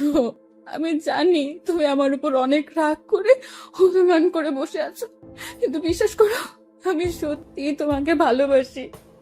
হ্যাঁ, আমি অন্যায় করেছি তোমার সাথে, আর বিশ্বাস রাখি তোমার সাথে, কিন্তু আমি আমার ভুল বুঝতে পারছি। তাই একটিবার আমাকে সুযোগ দাও, আর কোনোদিন এমনটি করবো না। সত্যি বলতেছি তোমাকে। কি হলো, কথা বলো না কেন তুমি? হাই কলিজা, একটিবার কথা বলো না, আমি তোমার পায়ে ধরতেছি। আর একটিবার সুযোগ দাও আমাকে, দোয়াই লাগে তোমার। এইভাবে চুপ থেকো না প্লিজ। দেখো, আমার কিন্তু ভয় লাগতেছে। আর তুমি এইভাবে চুপচাপ শুয়ে আছো কেন? কথা বলো না। দেখো, এভাবে চুপচাপ থেকো না। আমার আর এমন ভুল আমি করবো না। সব সময় তোমার প্রতি বিশ্বাস রাখবো। হাই কলিজা, কথা বলো না কেন? কি হয়েছে তোমার? তারিন অন্তরের হাত ধরে উঠালো আর সাথে সাথে পড়ে যায়। আর তখনই তানিয়া এসে তারিনকে ধরে আর নিয়ে যেতে লাগে। এই তানিয়া, ছাড় আমাকে। আমার কলিজা কথা বলে না কেন? কি হয়েছে ওর? আমাকে ছাড় বলতেছি। তারিন, অন্তর আর কথা বলবে না রে। সে আর কোনো দিনও আমাদের সাথে কথা বলবে না, হাসি ঠাট্টাও করবে না। সে আমাদের একা করে দিল রে। রাগ তো আমার সাথে করলো, তাহলে তোরা একা কি করে হবি? আর দেখি, ছাড় আমাকে, আমি ওর কাছে যাব। ওইখানে শুয়ে আছে আমার উপর রাগ করে, আর আমার সাথে কথাও বলে নাই রাগ করে। দেখি, ছাড় আমাকে, আমি ওকে মানিয়ে নিব। দেখবি, ও ও আমার সাথে কথা বলবে। ছাড় বলতেছি আমাকে। তারিন সেখানেই পাগলামো শুরু করে দেয়। সে কোনো মতেই বিশ্বাস করতে পারছে না তার অন্তর শুধু তাকেই না, সকলকে ছেড়ে চলে গেল ওপারে। যেখান থেকে আর কোনোদিনও ফিরবে না। তারিন পাগলমো করতে করতে জ্ঞান হারিয়ে ফেলে আর তাকে ঘরের ভিতরে নিয়ে যাওয়া হয়। দুপুরবেলা জানাজা পড়িয়ে অন্তরকে নিয়ে যেতে লাগে তার চিরস্থায়ী স্থানে। আজ এক আব্বুর কাঁধে তার ছেলের লাশ, এক বন্ধুর কাছে তার ভাইস্বরূপ বন্ধুটির লাশ হয়ে শুয়ে আছে, আর এক হতভাগা মামা যার সাথে হাসি মজা করে বেড়ানো ভাগ্নেটার লাশের খাট বহি করে নিয়ে যাচ্ছে তার চিরস্থায়ী স্থানে। অন্তরকে কবরে শোয়ানো হয়, তাকে মাটি দেওয়া হয়। আজ সেই কবরে দাফন হয়ে গেল কারো ছেলে, কারো ভাগ্নে, কারো প্রিয় বন্ধু আর কারো ভালোবাসা। সকলকেই সেখানে অন্তরের জন্য দোয়া করে চলে যায়। তবে সেখানে বসে বসে তিনজন হতভাগা মানসিক কান্নায় ভেঙে পড়ে বসে আছে। আজ অন্তরের মামা ভাবতে লাগে সেই দিনগুলো যখনই অন্তর তাকে জ্বালিয়ে বেড়াতো, কিন্তু আজ থেকে সেই মামাকে আর কেউ জ্বালাবে না। আজ এক বন্ধু তার সুখ দুঃখ ভাগ করা বন্ধুকে হারিয়ে ফেললো। আজ একজন বাবা তার শাসন করা ছেলেটাকে হারিয়ে বসে আছে। সব সময় অন্তরকে বকা দিয়ে বেড়াতো, কিন্তু আজ থেকে সেই বকাগুলো আর কাউকে দিতে পারবে না। অন্যদিকে তারিনের জ্ঞান ফিরে সে দেখে অন্তরের আম্মু কান্না করতেছে, আর তানিয়া তাকে সামলাতে সামলাতে কান্না করতে লাগলো। এই, তোমরা সকলে কান্না করতেছো কেন? আজকে না আমার আর অন্তরের বিয়ে, আর বিয়েতে তো মেয়েরা কান্না করে। তাহলে তোমরা ছেলের মা, ছেলের বান্ধবী হয়ে কান্না করতেছো কেন? আরে যাও, তাড়াতাড়ি আমাকে রেডি হতে হবে। এই তানিয়া, তাড়াতাড়ি আমাকে রেডি করে দে, কাজী সাহেব চলে আসবে যে কোনো সময়। আর অন্তর রেডি হইছে, দেখ না। আর শোন, তানভীরকে বল না অন্তরকে রেডি হওয়া অবস্থায় একটু ছবি দিতে, আমি একটু দেখবো আমার কলেজারটাকে। তানভীরকে বল না অন্তরের ছবি দিতে, আমাকে রেডি করে দে। আমি শাড়ির আঁচল সামলাতে পারি না, কিন্তু ও বলছিল শাড়িতে নাকি আমাকে দারুণ মানাবে, আমি ওর জন্য শাড়ি পরবো। তারিন, কি হয়েছে? আর আন্টি, সরি আম্মু, একটু রেডি করে দাও না, কাজী সাহেব চলে আসবে তো, আমাকে আবার অন্তরকে মানাতে হবে। তারিন সেখানে পাগলের মতো ব্যবহার করতে লাগলো। তারিনকে অনেকবার বোঝানোর চেষ্টা করা হলো অন্তর অনেক দূরে চলে গেছে, কিন্তু সে তা কোনো মতেই মানছে না। তারা বুঝতে পারলো অন্তরের অকাল মৃত্যু তারিনের মাথার এফেক্ট করেছে, তাইও সে পাগলের মতো আচরণ করতে লাগলো। তারিনের পরিবারও আসে, সবাই মিলে তারিনকে সামলানোর চেষ্টা করে, কিন্তু তারিনের মুখে একটা শব্দ, অন্তর। কিন্তু সে আর কোনোদিনও ফিরবে না। এভাবেই সমাপ্তি ঘটল এক অসমাপ্ত ভালোবাসার। একটি সন্ধ্যের জন্য একটি ভালোবাসা অপূর্ণ রয়ে গেল, শুধু থেকে গেল ভালোবাসার কিছু স্মৃতি ও অনুভূতি।